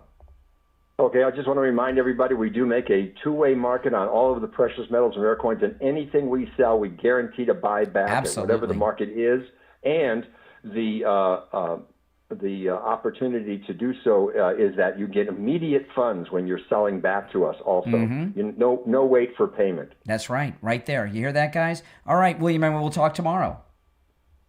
Okay, have a great day. All right, Thanks. take care, guys. All right, if you're on hold, stand by. Do you think Markwayne Mullin's in trouble? Do you think Markwayne Mullin got in trouble for this? I would be surprised if he did not. You're on the air. What's your name? Where are you calling from? Hi, my name is Drew. I'm calling from the communist state of New York. Oh, boy, yes. What's up, New York?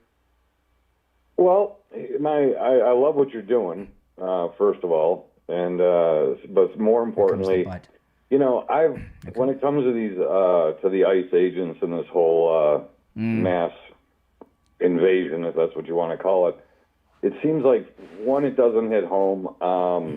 I've been to 6 funerals of friends of mine over the Biden administration years that were killed by illegals. Hold on a second. What's the situation where you have 6 people close to you that have been killed by illegals over the last 4 years when Biden was president? How's that possible?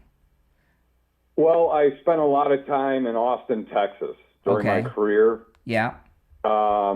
If you look up a guy by the name of Jerry Lee, no, I don't want to give out names. I don't want to give out names. But I'm just saying. But how do you? How 6 is a lot. So what profession are you in where 6 people during Biden's presidency that are close enough to you where you went to the funerals were killed by illegals? Yeah. I'm just curious how that happened. The 6? How were they killed? One of them, or 2 of them actually, owned a used car lot in Austin. A couple of illegals showed up, wanted to test drive a vehicle. They went in to get the keys to the car to allow them to test drive it. They were shot in the back of the head to steal the automobile. Okay, that's 2 people? That's 2. Okay. And then hold on 4, 1 second here. My phones are ringing off the hook. Okay, go ahead. So that's 2. Go and 4. Go next. The 4 come by Two illegals that had come over through Eagle Pass, right in the area, had stolen a farmer's F-150.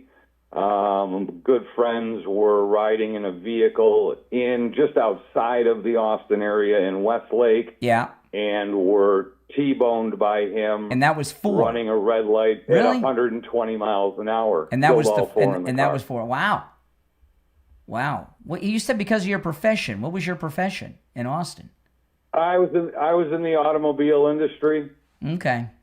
No, I'm not discounting. I mean, I believe you.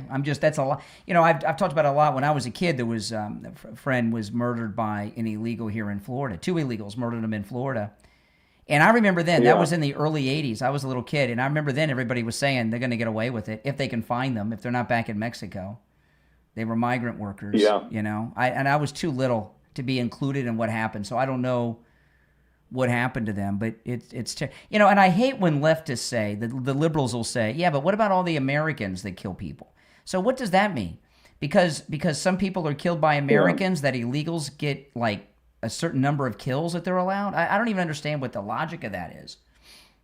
Stupidity, liberal logic. There is no logic to it. If you came to the horrific, and trust me, you're very close to retirement, definitely getting out of the state of New York. But when you put out stuff, you wonder, you know, half the reason crime's gone crazy in New York with our glorious governor, with bail reform. She's second only to the great mayor of New York.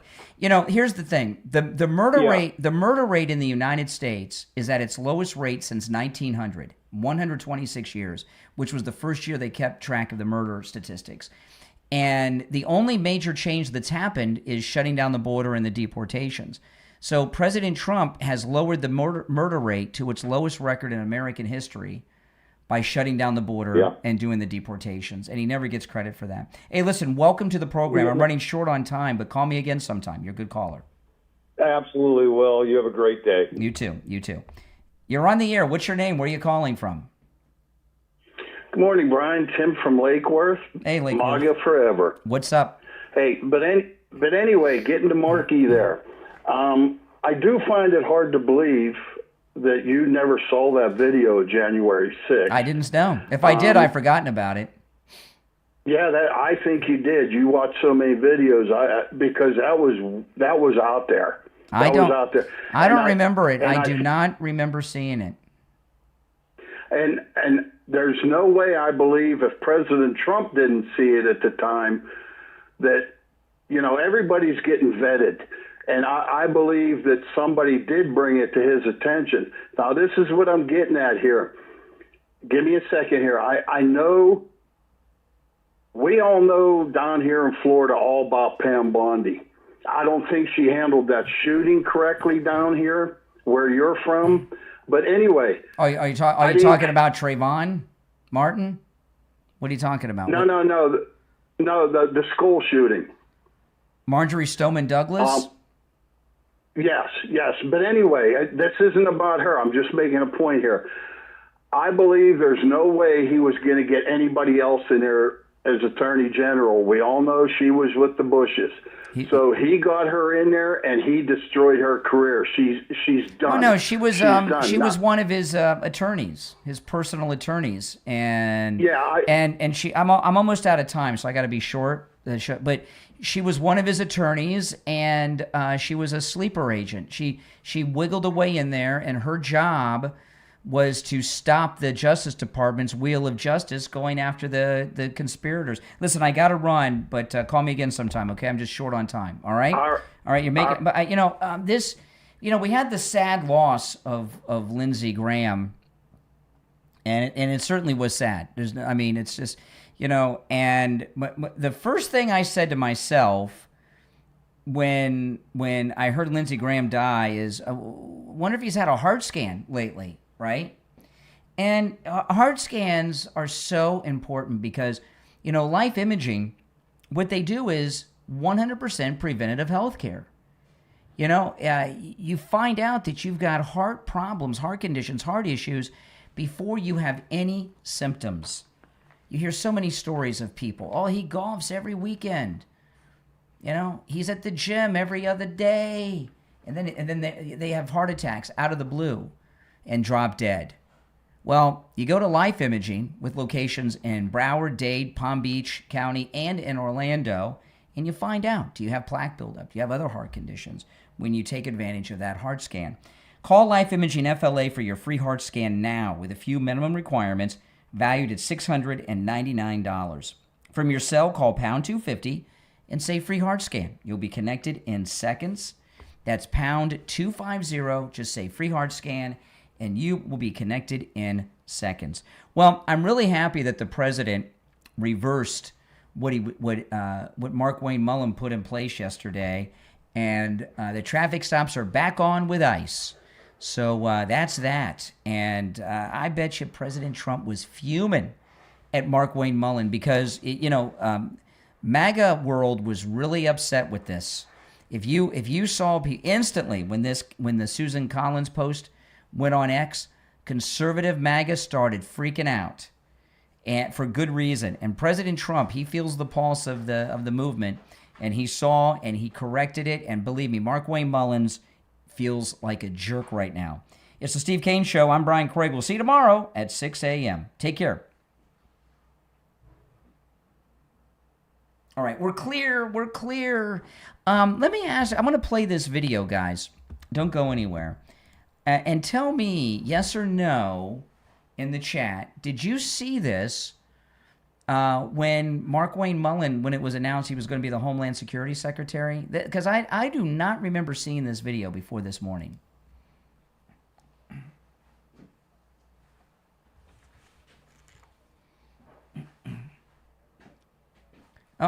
Oh, hold on, guys. I got to pull up I got to pull it up again. Hold on, let me rewind it.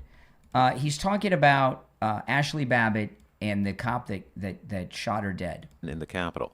I guarantee you, I don't know for a fact, but I guarantee you he's never had to pull his weapon in a manner like that before. He was the last person in the world that ever wanted to use force like that. And he wasn't wanting to do that. I know for a fact because after it happened, he came over and he was physically and emotionally distraught. And I actually gave him a hug. And I said, "Sir, you did what you had to do." And I mean that. Unfortunately, the young lady, her family's life has changed, and it was an unfortunate situation that she lost her life and some people lost their loved ones. But the lieutenant's life has also changed too, because if it's the first time you've ever had to use lethal force, that doesn't ever leave you. And it wasn't his choice. He didn't show up to work that day to have to do that. He was doing his job, and he got put in a situation where he had to do his job because there was members still in the balcony.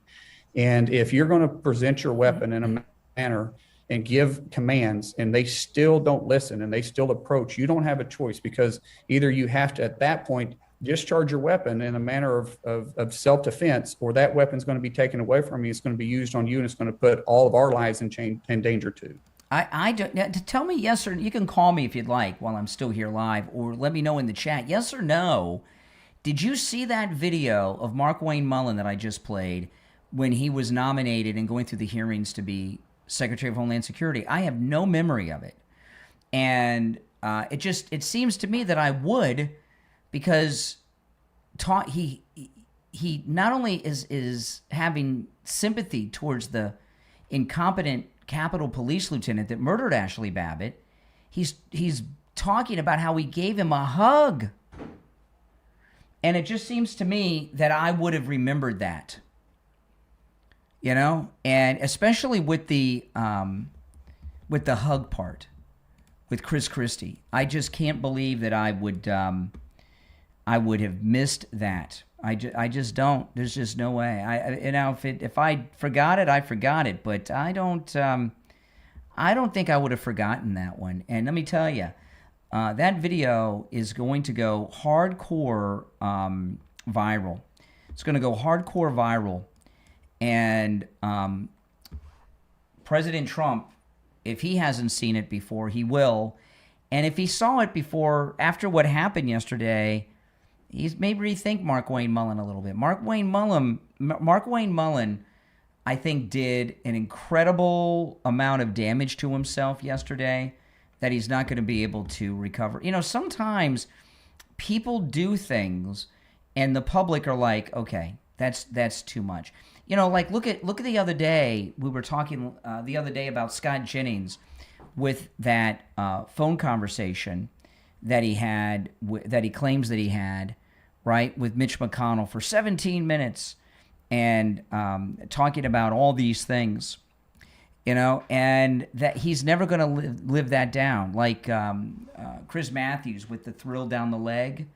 There, you know, when you're a public person, you have to be you have to be very careful at what you say, and respect your audience. And Scott Jennings, that's going to be and that's going to be on people's minds about Scott Jennings every time they see him moving forward, right? Same thing with Markwayne Mullin. This hugging the murderer of Ashley Babbitt. That's not something I'm going to be able to not think of every time I see Markwayne Mullin now. Now, I wanted to play this. I didn't get a chance to play this on the radio tape. By the way, if you're new to the program, welcome. My name is Brian Craig, and this is where MAGA comes to talk. And if you're new, please subscribe. You'll enjoy the program. And everyone, please like the video if you've not already done it. All right? And if you'd like to call in, the number's toll-free. It's pinned in the live chat. You're on the air. What's your name? Where are you calling from? Hi, my name's David. I'm calling from Canada. David in Canada. Welcome. Yeah. I was just on your live stream, and I was hearing you talking about Markwayne Mullin and Ashley Babbitt and all that stuff. Yes. Yeah. I'm basically calling. Why did you say that the Capitol police officer murdered Ashley Babbitt? She was an unarmed woman. The cop. And what was she trying to do? Oh, that's a good question. Where was she? That's a good where question. Was she when she was shot? I'm glad you asked. Yeah. What Ashley Babbitt was trying to do when she was shot dead by that incompetent... She was trying to enter... Wait a second. You asked me... Excuse me. Hold on a second here. Full of politicians. Excuse me. I don't know how things work in Canada. I don't know how things work in Canada, but here in the United States, when we have conversations and we ask people a question, we ask questions so that person can answer the question. In America, in the United States, when somebody answers a question we ask, we stop talking and wait for them to answer. Is that not how it works in Canada? Yep. Okay. So you asked me what was she trying to do? Well, if you go and watch the full video, Ashley Babbitt was actually trying to stop the people in that hallway from advancing down the hallway right before she was shot dead by that police officer. She went up to two... There was nothing to do with the door? She wasn't pulling on the door? No, she went up to two Capitol police officers about 60 seconds before she was killed and asked the police officers to stop the people from moving down the hall. They wouldn't help her. She was trying to block them from moving forward. And that police officer shot an unarmed woman dead. That's why I say he murdered her. Okay. So maybe I have to do more research, because from what I had saw and what I had seen is that there was a mob of people on the Capitol. No, it wasn't a mob of people. A lot of people were prepared to do violence. No. Like, in fact, not one. Pulled on that door. Excuse me, not Capitol one. Police are telling people to back away. Not one person was armed. Okay. Except the cops. So that's not really the point. Yeah, sure. What kind of insurrection? What kind of insurrection is? Excuse me. Tell me what insurrection around the world has ever taken place where the insurrectionists didn't have weapons? Okay. How about people? No, that's not an answer. That's a question. Offices? That's not an answer. That's a question. They were not allowed to be where they were. They were not allowed to be in there. If you tried to do any of those things that people in that insurrection tried to do, you would be arrested. Yeah. Well, listen here, Canada. If you go back and watch the, excuse me, if you go back, excuse me, did you know that people have gone to jail? Sure, and they've had to. If you go back, they've had to. If you go back, excuse me, if you go back and watch the footage, you will see a lot of footage of the J6 people inside the Capitol walking between the velvet ropes on the carpet. being guided and told where to walk by Capitol Police officers inside. And when they went through the building, they came out the doors too. They walked in one side and walked out the other. Yeah, so there was a lot of people there, a lot of different things happened, Mhm. and a lot of illegal things happened. Yeah, So I like just shooting an find unarmed it woman dead. remarkable. Like illegal, like shooting an unarmed woman dead. Yeah, that can happen when you're trying to enter a room full of politicians. That's their. There like, were last no. breach She of wasn't defense. trying. She wasn't trying. She was yeah. trying to stop people from walking down that hallway, and that Okay. lieutenant shot her dead. He murdered her, killed her, unarmed woman. That's pretty convenient. When's the last time? What do cops when in you have police Canada? In officers Canada, do that the are more police? than willing to Excuse shoot me. people down in the In street Canada, for doing things boy, like selling loose cigarettes. they have no manners in Okay? Canada. In Canada, do the police shoot unarmed women in Canada? I'm curious. I don't know too much about it. Really, your police in Canada shoot unarmed women? There's police brutality everywhere. Yeah. Okay. Oh, so you agree with me? The Capitol Police lieutenant that killed Ashley Babbitt, that was police brutality. You just said it. You no, agree with me? Actually, no. I'm saying in a lot of situations, how many times do people get shot in the Capitol? Well, Ashley Babbitt got once? shot dead. Was that the first time ever? She's Yeah, the only yeah, unarmed. That's like the first time ever. No, it's someone was not. shot in the Capitol. No, it's not the No? first time. It's the first time ever that an unarmed person was shot in the Capitol. There have been people with guns in the over the centuries that have tried to enter the Capitol with guns who were shot. There was someone about 10 years ago at a metal detector who tried to get in with a pistol and was shot. There was someone arrested on the Capitol steps with a pistol. She's the first person to be shot dead who was unarmed. And you called that police brutality. So you agree? Hey, listen, welcome to the program. Oh my goodness. You're on the air. What's your name? Where you call? He agreed. What's your name? Where are you calling from? Oh, yeah, it's Brian from Brandon. Hey, Brian and Brandon, what's up? Hey, you're categorically false in your claims of no confiscated firearms. 13 individuals were charged with illegal gun possession. No, Secondly, none of the, many excuse other me, weapons no, acts were no, included. no, You're completely no false one, and no lying one, on would- your no, show. no You're a one. liar. It's fine. Just No. continue to lie. Continue to lie. Excuse me, you're on hold. Not one J6 person was arrested and charged with he hung up, with having a weapon. That is a lie or left-wing propaganda. And if any of the J6ers had guns, believe me, that's all you would be hearing about. In fact, what the narrative has been from everyone, what insurrection around the world takes place with an unarmed group of insurrectionists, especially in a country where all Republicans own guns. I own guns. I have guns here at the house. Republicans, we own guns. No one brought one there. You don't have an insurrection without weapons. Not one J6er was arrested and charged with possession of a weapon. In fact, guns are illegal in D.C. without permits that are very difficult to get. I tell you, you know what liberals don't care about at all? The truth. And, this is an interesting thing that I talked about on the program today. I got a call early in the show, and a guy said, we were talking about the ICE-involved shooting. Where are the body cameras? Where are the body cameras? And with the ICE officers in Maine, and I said, that would make a difference in what these liberals were saying. When Renee Good was shot trying to run over an ICE officer in Minneapolis, we had at least a dozen videos from every angle imaginable from the protesters. We saw everything from multiple angles. No one, and the only police-involved shooting that I know of where the liberals said it's okay was Ashley Babbitt. Think about it. Other than Ashley Babbitt, an unarmed woman shot dead by a cop, okay, what other police-involved shooting have the liberals said that was a good shoot? Those cops did the right thing shooting that person. I've never heard that in any other instance other than Ashley Babbitt. Have you? Nope. It's the only time. Now I want to play this.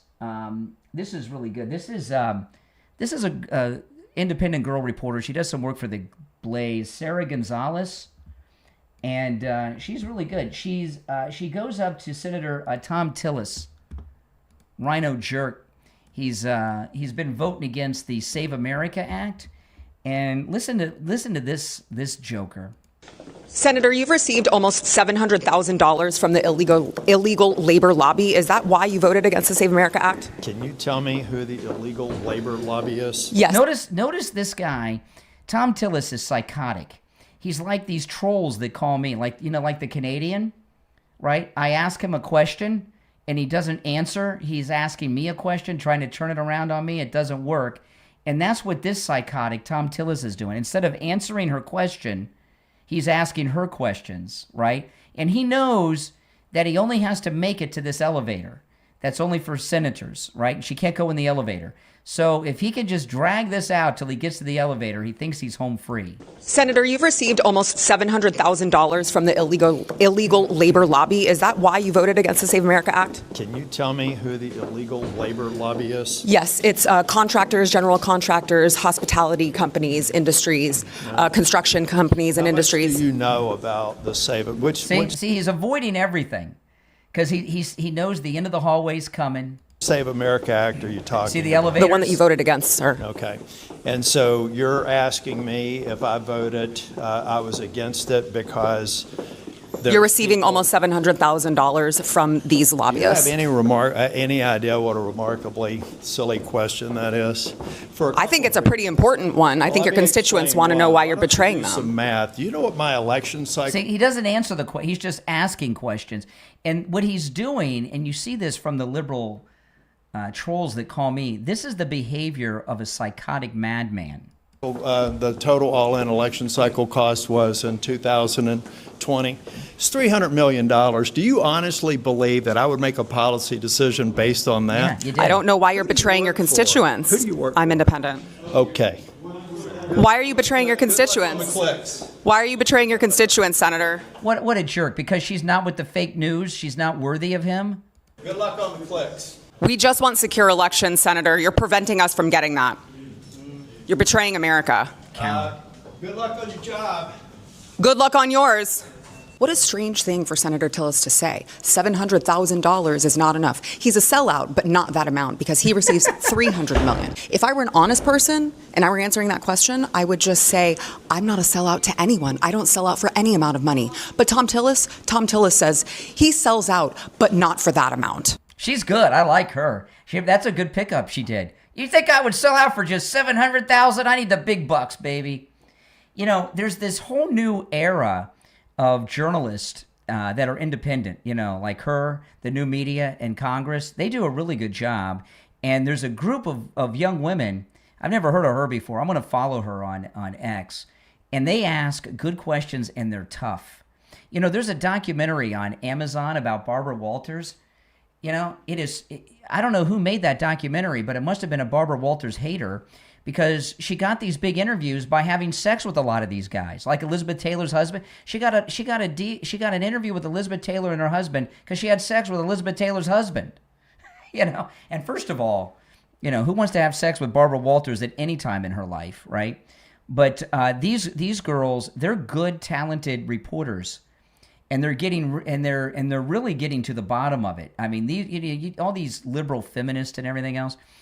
This new group of girl reporters in both houses, they're fearless, really. I mean, they ask the tough questions and they don't stand down. And you saw how he, no matter what, he wouldn't answer, kept asking. He leaned over her to try to intimidate her, and she's holding this mic the whole time, and her hand's not shaking. I mean, look, watch her. Senator, you've received almost $700,000 from the illegal labor lobby. Is that why you voted against the Save America Act? Can you tell me who the illegal labor lobby is? Yes, it's contractors, general contractors, hospitality companies, industries, construction companies and industries. What do you know about the which Save America Act are you talking about? The one that you voted against, sir. Okay. And so you're asking me if I voted, I was against it because You're receiving almost $700,000 from these Do you lobbyists. have any idea what a remarkably silly question that is? I think it's a pretty important one. I think your constituents want to know why you're betraying them. Some math. Do you know what my election cycle, the total all-in election cycle cost was in 2020? It's $300 million. Do you honestly believe that I would make a policy decision based on that? I don't know why you're betraying your constituents. Who do you work for? I'm independent. Okay. Why are you betraying your constituents? Why are you betraying your constituents, Senator? Good luck on the clicks. We just want secure elections, Senator. You're preventing us from getting that. You're betraying America. Good luck on your job. Good luck on yours.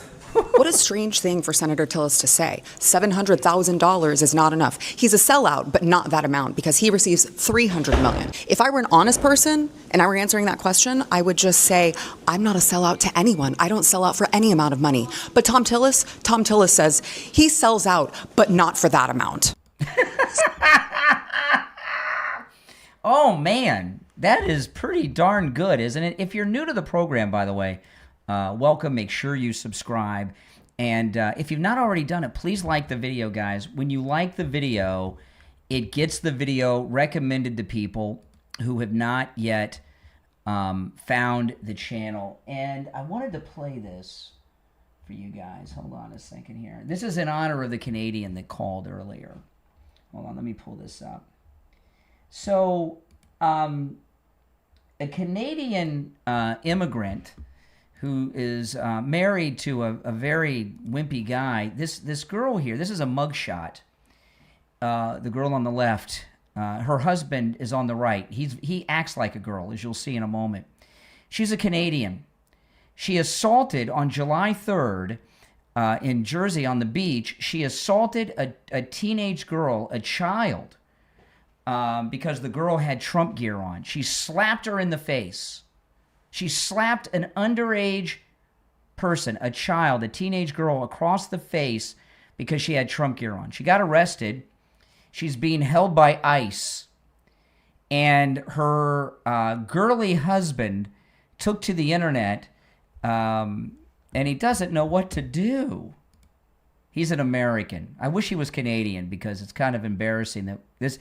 I really feel bad for you women out there that are like in your 20s and 30s in this country because you don't have real men out there to choose from. Half the guys are gay, another quarter are trans, and about half of the quarter that are left are like this guy. I need help. I don't know what to do. My wife is being detained by ICE. She's in Ocean County Jail right now, and I can't get a hold of her. She keeps trying to call me, but they won't let me put money on her card. The kiosk in the Toms River jail is broken, and all the numbers and stuff they gave me wasn't right or wouldn't allow me to put money on her card. I mean, isn't that tough when your wife gets arrested by ICE? You don't know what to do. You know, oh my goodness, you know. And ICE and all the agencies that help the illegals and the immigrants and all that, they only speak Spanish there, so there's no one to help this guy. This is coming there to pick her up. I need an immigration lawyer. I need help. I don't know what to do. I don't have any money. How about be a man, okay? How about man up? So fucking broke. But I gotta figure something out. I gotta save her. I need help. I need you to figure out. I don't know. This just happened. You know, this arrest may be the best thing that's happened to this lady. Maybe she'll leave this wimp. I need help. I need my wife. I don't want her to get hurt. I don't want to see her get deported. I don't know what to do. I don't know what to do. Yesterday, July. Yeah, I don't know what to do. Help me. I need my wife. Look at the piercings on this guy's lip, by the way. What is that about? Yeah, I couldn't play this on the radio because he dropped the F-bomb there. 13th, my wife was detained by ICE and brought to Delaney Hall in Newark, New Jersey. My wife is a Canadian citizen and I'm an American citizen. We've been married for a little over 3 years, and I'm just doing anything I can to get her story heard and bring any help to and attention to her situation so that I can get her released. even if that means back to Canada. I don't care what your opinions are of me or the situation. That's kind of irrelevant. All that matters is her safety and her well-being. She's safe. She's under the care of ICE. She has real men caring for her now, not crybaby little girls, okay? And to all the people who want to spread rumors and misinformation, I hope you find peace one day, but you are vile. Okay. And, I mean, is this his artwork behind this? What is that back there? Oh, my goodness. Oh, my goodness. But, you know, hey, listen. White people get deported too, okay? Just because you're white and you're here illegally doesn't mean you can go around and do crime. Again, those of you that are new to the program, welcome. Make sure that you subscribe. I wanted to share this as well. This is... these are a couple things I didn't get time to get to today. So that illegal that killed the people on the Florida Turnpike, killed 4 people. Remember the semi-truck driver who illegally had a license? Remember he got sentenced. He was tried. He got sentenced, and he killed 3 innocent Americans on the Florida Turnpike. He got 4 years and 8 months. 4 years, 8 months. He illegally has a driver's license. I don't know if he was he's illegally in the country. So he's committing multiple crimes, crossing state lines too. He's in the country illegally. He illegally has a driver's license. He's illegally driving. And because of his illegal activity, 3 Americans were killed. He got 4 years and 8 months. Now, regardless of your opinion on George Floyd and Derek Chauvin got 22 years and 6 months. Why did Derek Chauvin get 22 years and 6 months, and this illegal, who was illegally driving with an illegal driver's license and illegally in the country, kills 3 Americans and only gets 4 years, 8 months? What's that about? Yep. It was here in South Florida, by the way. It was in, I want to say it might have been Martin County. It was here in South Florida where the accident happened. I think it was Martin County, because I remember when it happened, it's an area of the turnpike that I've driven.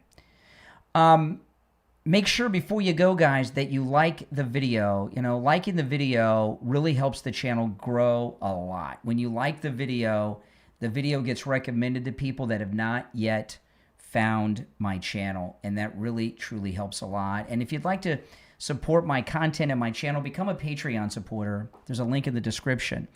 And when you become a Patreon supporter, you get access to a lot of exclusive content, including my daily live streams.